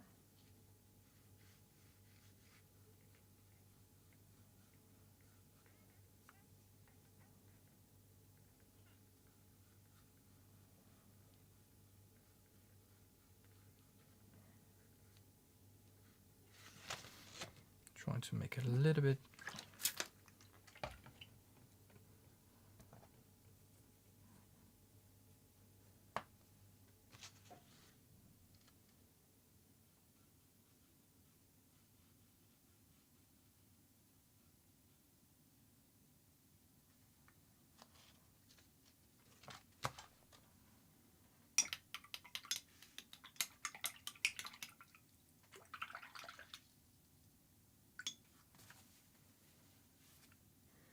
and then we have this almost opaque-ish kind of, way more opaque than the rest of it.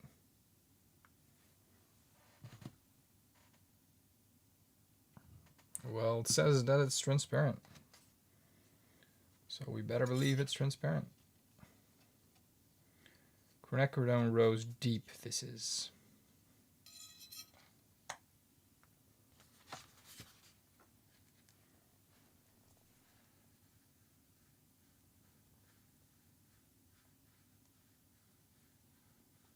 Definitely a deeper,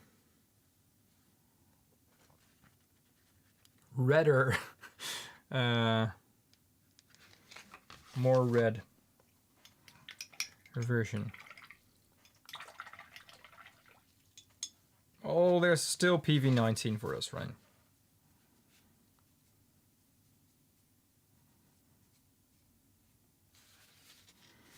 So this is the second one that I made.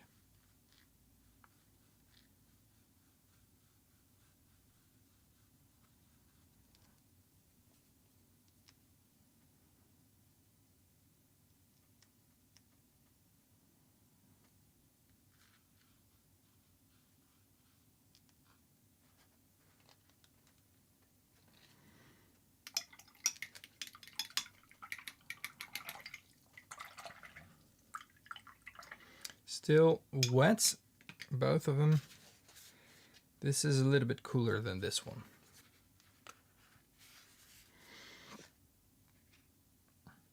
Well, there's definitely a difference, but it's not just like which kind is it leaning. And then the last tiny bit of pigment. How to make watercolors with a pigment dispersion. It's actually harder than you think it is. I have some, and they don't really mix very nicely, to be honest.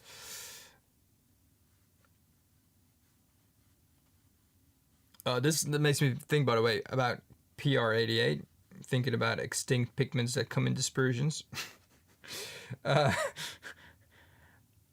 Although I have a powdered version of that pigment.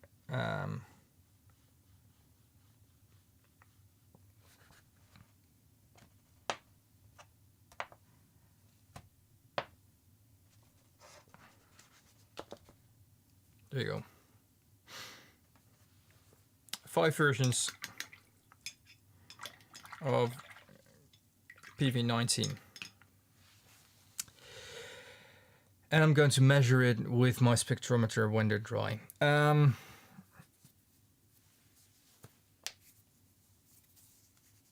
No, it's, Ian, you know, thing is, we're on the bottom of the food chain when it comes to pigment. So, even if, you know, people are going to buy red and gold cars, or quinacridone gold cars to be exact, they're still going to mix it with an iron oxide mix or just a pure iron oxide pigment. They're not going to do it for the transparency. They're not going to do it for their qualities that they have in paint, because they want to have a good lasting coating.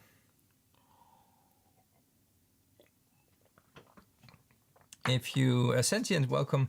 If you dry the dispersion, do you run into like clumping or issues binding together? I don't know if you dry the dispersion itself. And if it's, I can make paint out of it. I can make good paint out of it. Let me just put it like that. Yeah. But I think the first dispersion that I bought was alongside with a dry version of that pigment. It was Guerra released their oldest batch of ultramarine blue. I think their closest thing to the original, I don't know, marketing, blah, blah, blah. But I was curious, like, how much can an ultramarine blue differ from what's already out there? How special is it, apart from that it comes out of a very dusty paper bag? I have dusty paper bags of pigment here as well. Tiny ones and bigger ones. And it doesn't make it more special. For me, it just makes them cheaper sometimes. But I bought it dry and wet, so the dry pigment and the dispersion. You see that drying shift happening here, by the way. It loses so much of its color already. And I found it easier to make paint out of the dry pigment than out of the wet pigment. That was with the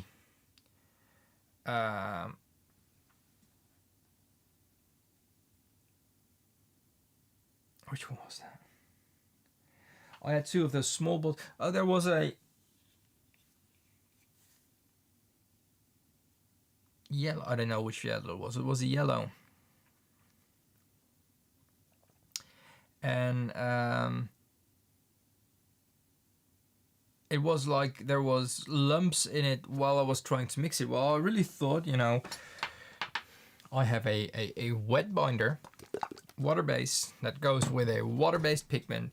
Mix, stir, and your paint is ready. Right, like, because it's been milled already in a ball mill, which makes it a very fine pigment dispersion. It was like I tried to mix alcohol with gum arabic. For those of you who have done that once, I think not a lot of you have done that in their lives. Let me just see if I can show it to you. A tiny glass bottle for that. Do we have a tiny glass bottle? I do have a tiny glass bottle, which is a little bit dirty, so I'm not going to use the tiny glass bottle. I'm going to use the tiny plastic jar that I have. So I'm just going to do it over here. Going to zoom in a little bit. So you can see what's happening. Here I have gum arabic with glycerin and honey. Gum arabic solution. Right? This stuff doesn't dissolve in alcohol, doesn't want to mix with alcohol. Here I have 99.9% isopropyl alcohol. No, just joking. That would be terrible if that happened. If I will want to mix these, nothing happens because I'm trying to show you something. Oh, you already can see it. You can see it. All right, that's this white like goop. Look at that. Weird reaction much, right?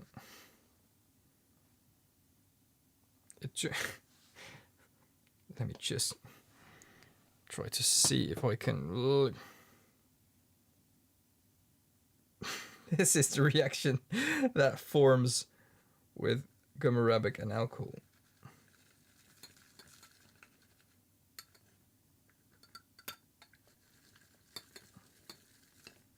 Right, so I can just. This is not good. So this is, amongst some reasons, gooey shite.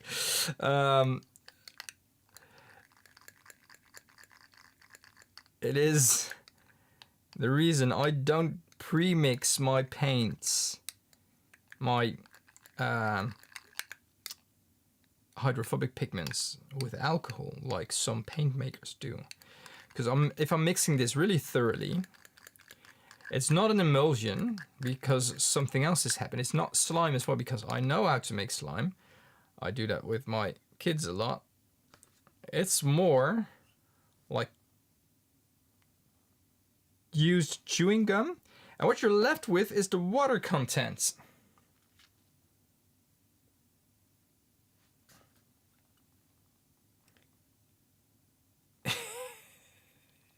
This is so disgusting. So if you do this, I maybe might have overdone it a bit, but I wanted to show you the reaction, right?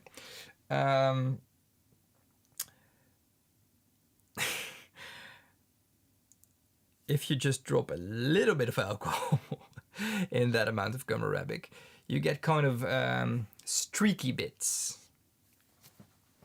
right? So the thing that just happened was a gunk of gum. I think that's the word for it. I don't know what word you should have. No, I don't know what you should have for it. It's disgusting. But if you just put a drop, a tiny drop, or just a residue of alcohol in your gum arabic mixture, you end up with streaky bits, with like yeah, you probably know. Well, I can show it to you once, but that's what some dispersions have as well, and I don't like that. Not one single bit. I don't like this either. I mean, just have a bite, right?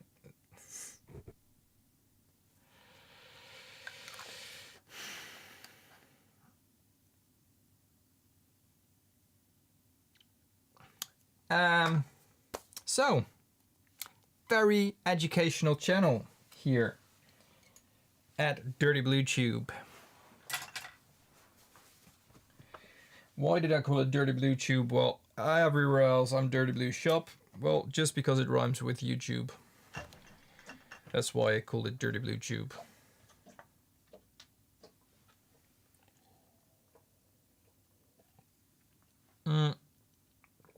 Why no PB18 making stream?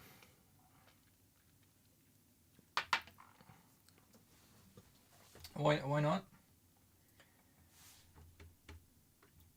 What versions of pigment do I have from that? Oh, I do have it from Guerra as well. I can I can make it. I can show it to you. You know what? I'm going to make PV80 from a dispersion into a paint tomorrow, right? Promise. Because right now I've been live for 2 hours. It was a little bit earlier today. I still want to. Is this on? A little heater I have here. Let's put this on here so the last bit of water evaporates.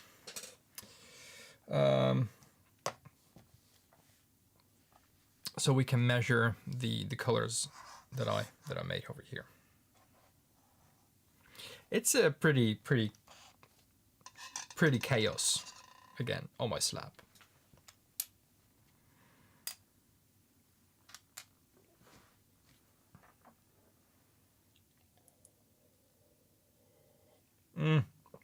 I have PV80 as a dry pigment as well, but that I think it is in a bottle like this. It's not much.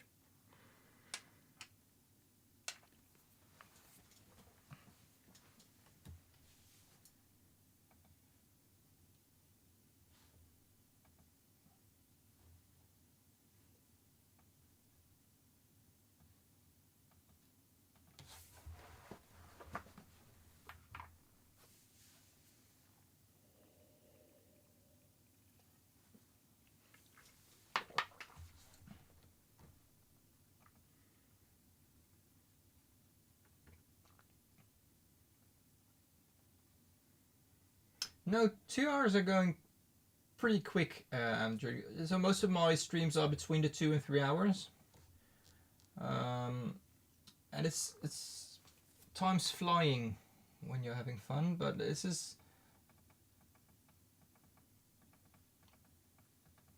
I see that there is no record of a available dry pigment of PV80 as well. Yeah. Oh, there's one brand that sells it, but I think most of their pigments are from Guerra that I know of.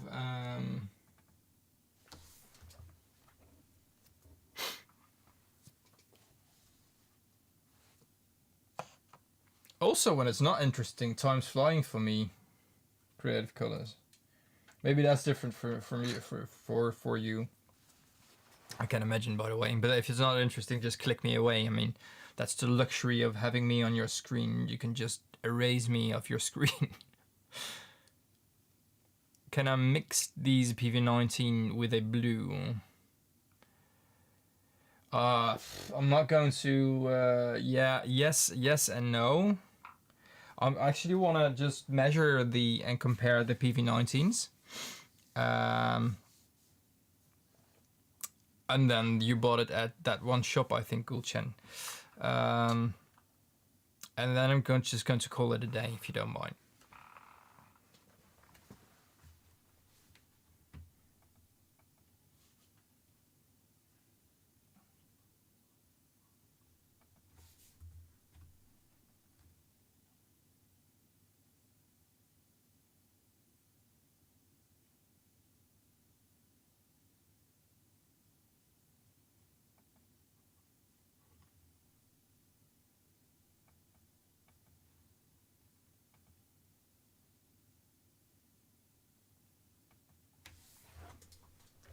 Yeah.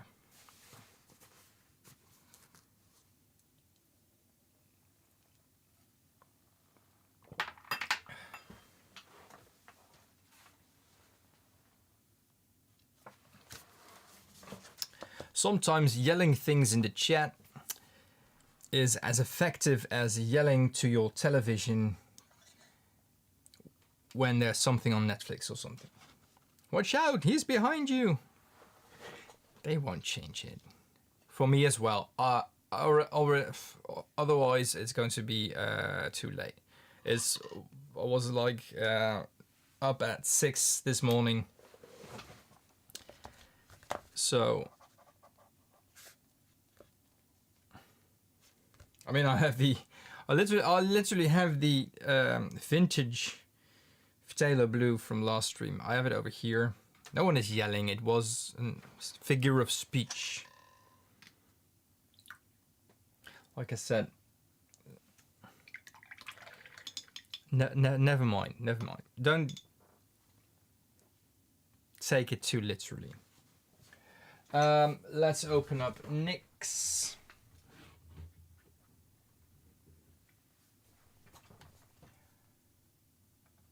And connect that.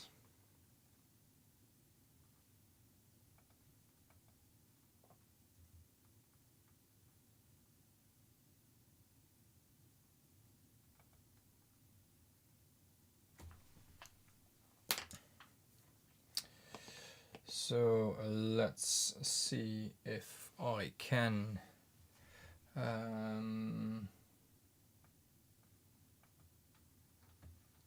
really in the way of this, am I not? And this can't be more narrow. Just going to get rid of me as well here.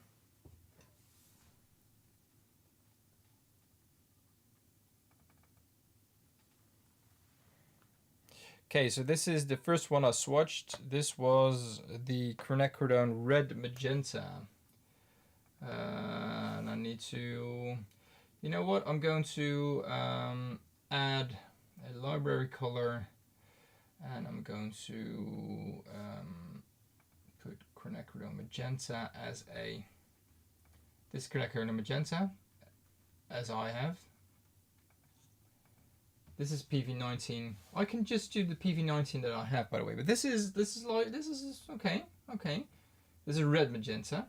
You know what? I'm going to get rid of this. I'm going to remove the patch. I'm going to add. I have quinacridone rose here as well, right? Don't I? That's PV, because there we have with the violets. Quinacridone red. I have that one, which is very red. And oh, that's one of the pigments here. Let's guess the pigment. So that's probably going to be quite easy. Maybe not. Let's have a look. Should be quite easy. This is the second one, the quinacridone rose deep. I think we found a kind of a bingo there, because I made a little bit more of a wash. I know what pigment I use, but I thought, you know, it might be exactly the same line. So this is definitely, this is the first violet that I made. Definitely different. See, way more blue is reflected here. So this is the this one. So we first had this one, then I showed you this one, now I'm showing you this one, then I'm showing you that one, and then I'm going to show you the one underneath there.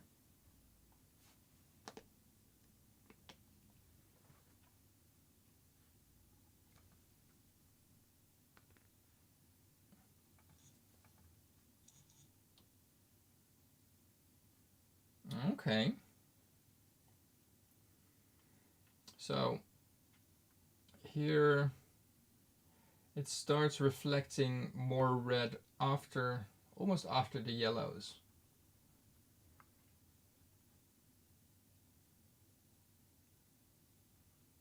And it reflects a little less. It reflects, let me just get back to the other one.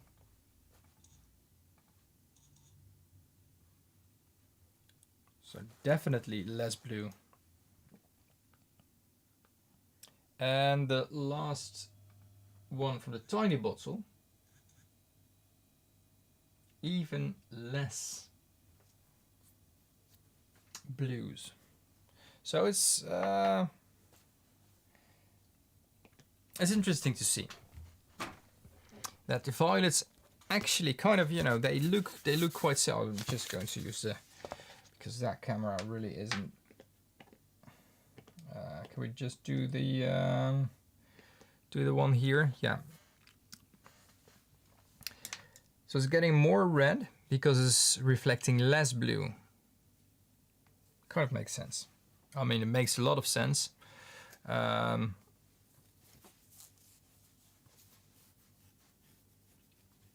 What I still don't get, I really want to find the Sennelier one now, but what I still don't get is these are 5 different quinacridone pigments, PV19, 5 different versions of PV19, and all of them have the large drying shift, being super bright. I mean, that bright like on the paper and drying like that. That bright on the paper and drying like that. That bright, I mean, there's no way in what I experience here, what I've experienced with other pigments before, that the things that we just saw on the screen, the very, very intense swatches, have no brighteners in it. I just don't believe that. If it is the case, there's something else going on. Not sure, but I think there is some hidden stuff there that they don't show. How clean is this brush?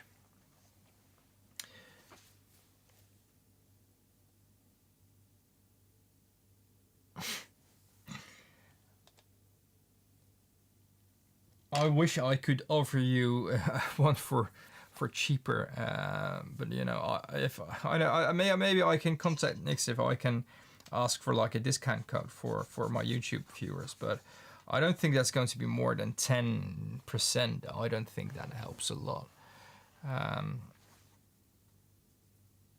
Although they did get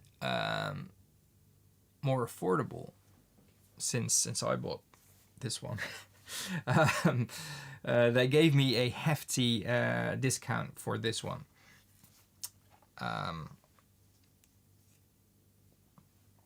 But shortly after that, I think a few months after that, they almost went down in price. I think they went 50% down in price. I don't know. Let's have a look how much they are right now. Because maybe I'm just talking bull crap right now. Oh, there's the very narrow one, which is 300 euros cheaper, which scans 3 to 16 millimeter samples, and this one scans 16 or larger.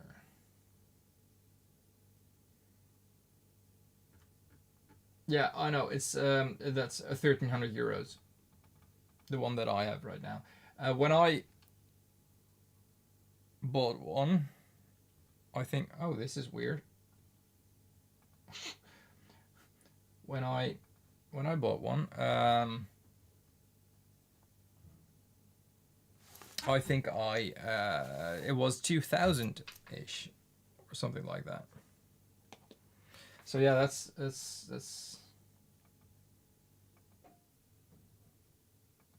still, it is still very expensive.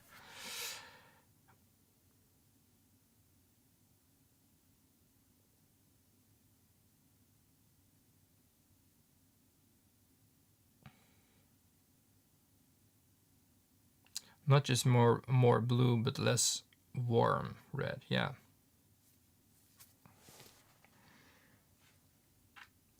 I might be able, just might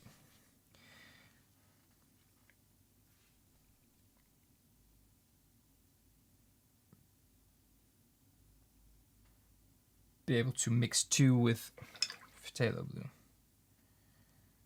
just to get that out of the system. Alright, so I can clean this up tomorrow or tonight.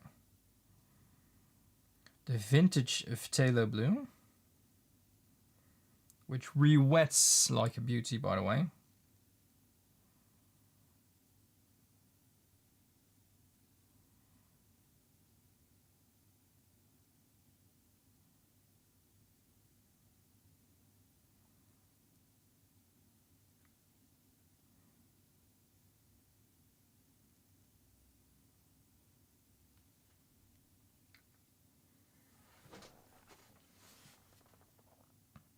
yeah, the drawing shift is quite intense, and that's why I do I still have it open, the PV19? No, but I can go to them. That's why I really don't get this part where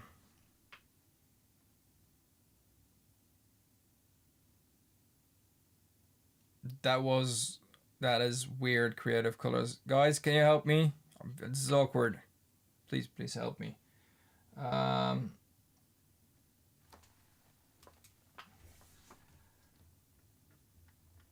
The Holbein ones, I think Da Vinci, Kusakabe and Da Vinci are very bright compared to all the other brands basically. So you see a Kusakabe here and a Isaro is still quite bright, but the difference between this one and that one is immense.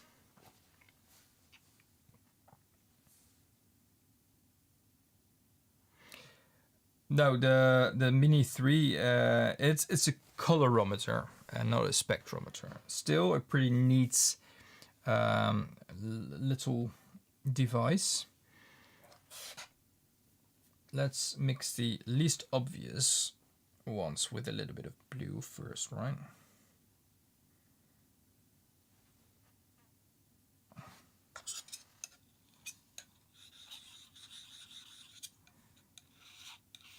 Not going to do all of them Creative Colors.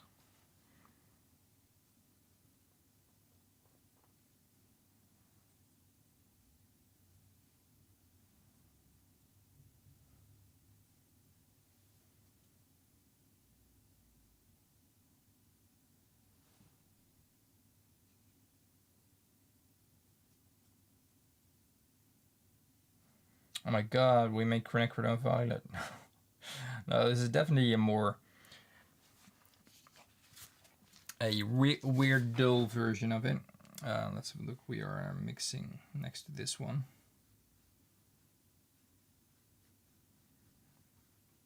So this is with a lot of blue. Now we're going to dilute that a little bit.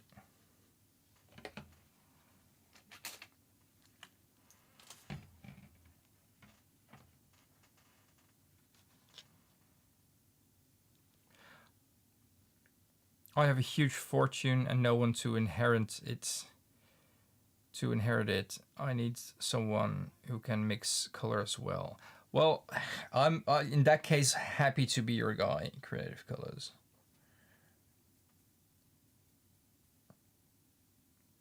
Just thinking about the future of my kids.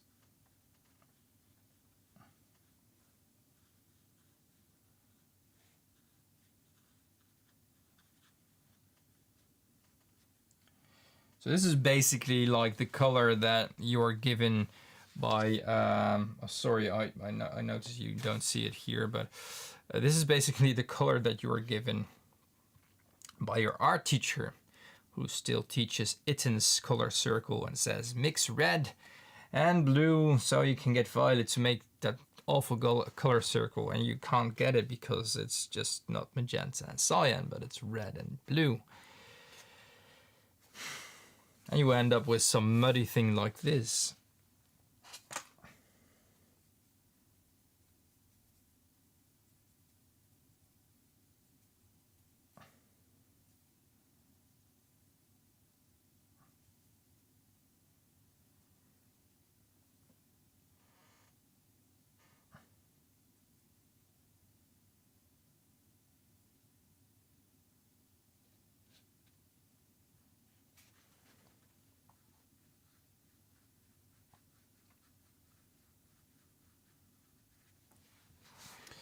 So there you know, I know I could have. There's still some more red possible, but now we kind of ended up here. So I think yeah, that's okay.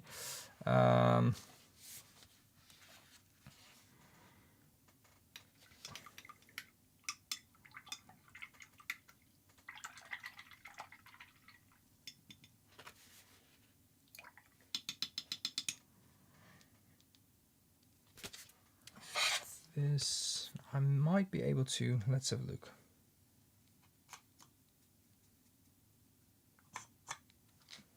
Can I just drop this?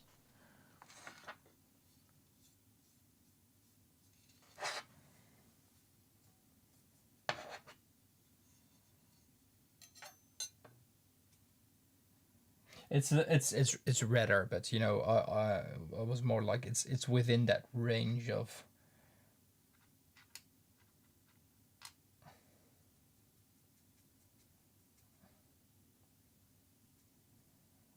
So this is just with a tiny bit of blue. I'm just going to do it next to this one.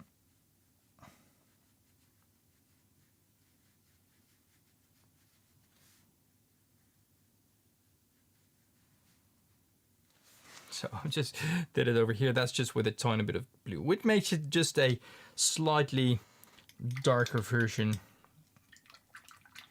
of what it was.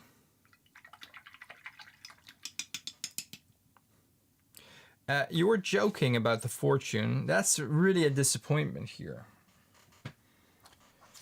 I thought, you know, my future is settled. No more financial worries for me the rest of my life. I can go to sleep and I finally have a peaceful night of sleep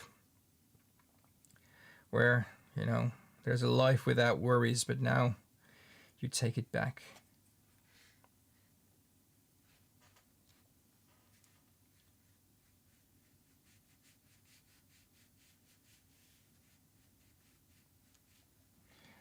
That's just how you make PV80 in that case, if you were wondering how to do that. Well, it's just mixing quinacridone violet with phthalo blue.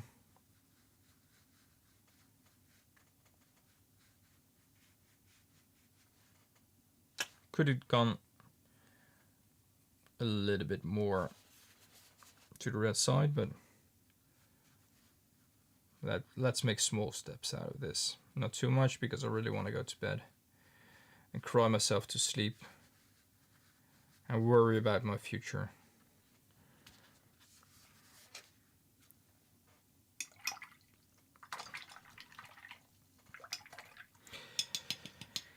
And that is what Paolo finds funny. Great, thanks guys.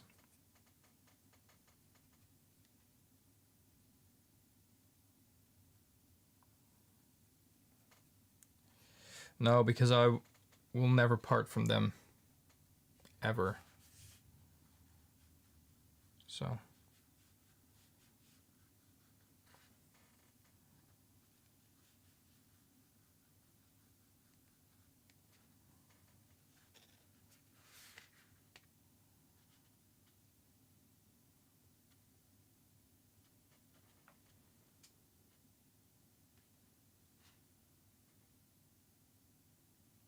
What? I can keep them and raise them, but you will adopt them? How does that work? I'm not interested, by the way, but how does that work? Sorry. That is basically, that's just we ended up with, like, we can't get more violet than we already had right now. We just reached peak violet here.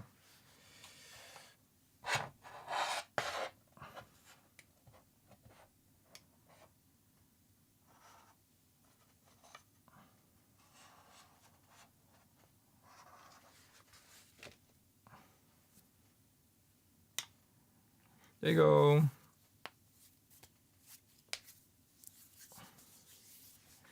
These look really fluorescent. Yes, I think it's a little bit your screen. I think your screen is a little bit too saturated. Let's see what my screen is doing. Yeah, my truest screen, which I trust, shows it. They are very bright. My other screen, which is color corrected, but still wants to add a little bit too much contrast to everything, makes them definitely look fluorescent. let's do a swatch of the phthalo. Clean brush, yes, as well. And it was mixed with this.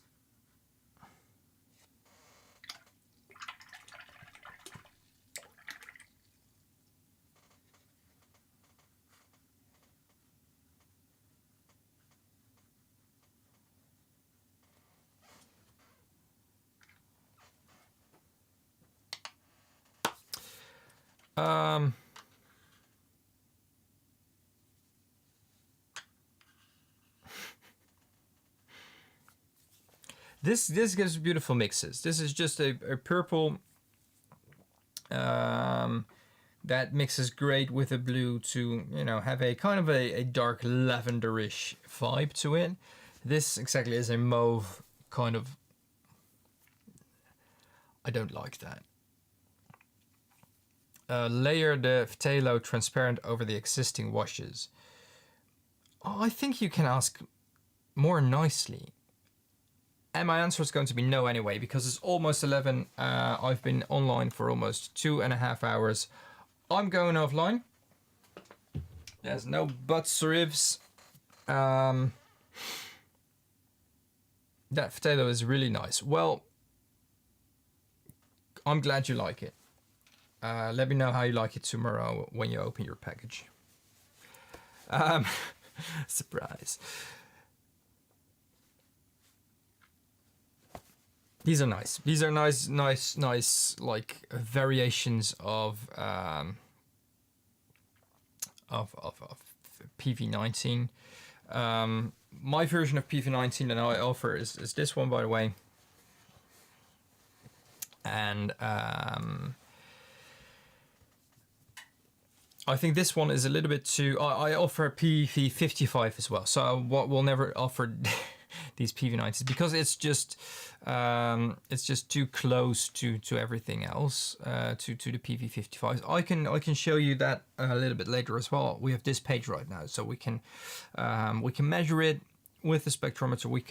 We can swatch it still on the page to compare it with. This is something like it's quinacridone red magenta PV19. Kramer also sells a PV19 magenta red or magenta pink, I don't know.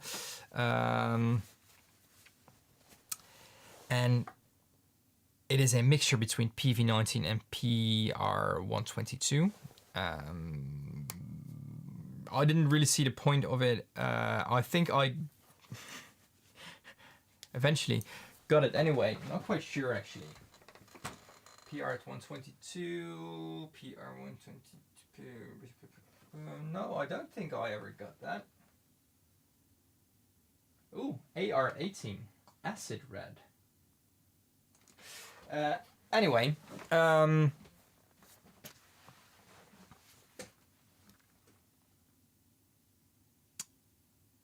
thank you, Gulchen, for answering that question. Yeah, this was from the stream I did 2 streams ago.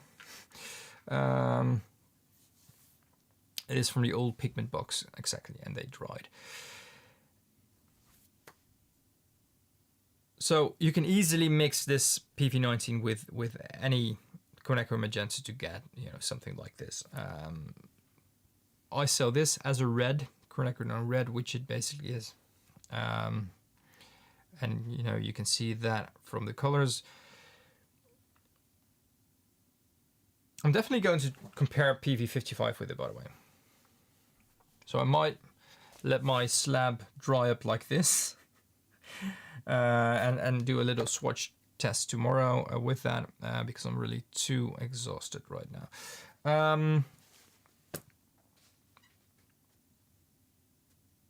I have phtalos that just look like this as well, or similar at least.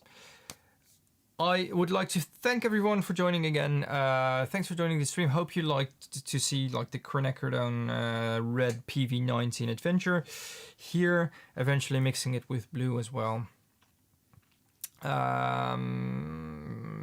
I might do another live tomorrow, but that's going to be in the evening as well. So same time, maybe a little bit later, and then just a very short live.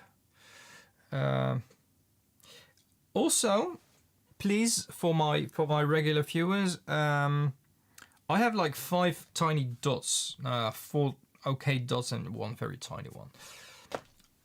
Do you have any ideas what I should do with this? Because eventually these end up in a pile of dots, me not writing down what they are or forgetting about them, getting dusty, throwing them away. Eventually it's a waste of paint. I would, I'm happy to send them to someone with an order or something like that, or do anything else with it more like interesting for for my business, or interesting for any one of you. I don't really paint anymore creative because I just can't have that next to everything, like one focus at a time. And with making paint, like making a handmade product, there's so many things, that unexpected things that just keep popping up, whether it is a contaminated pigment I had with a PV19's, or a printer not working, or it's chaos. So yeah, Gulchen, I do like the idea. I send one of the PV19's to you with your package, but I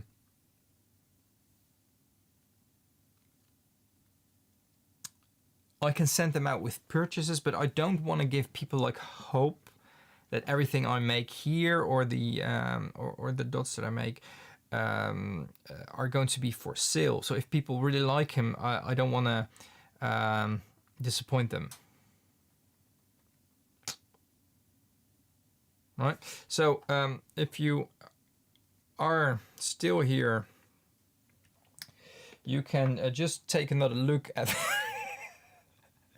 Oh, this looks like a dead embryo of something. This is really sad. For the record, anyone who just joined now, this is what happens if you add an isopropyl 99.9% alcohol to a layer of gum arabic solution. So my gum arabic solution is quite a clear honey-like solution. The alcohol I used is a super clear, very pure alcohol. And that is just disgusting. With that, I would like to thank you. As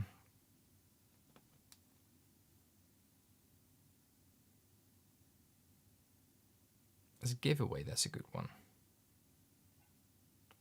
Yeah, the snotty gum arabic is 35 euros. So think about that. Have a great evening, guys. See you next time.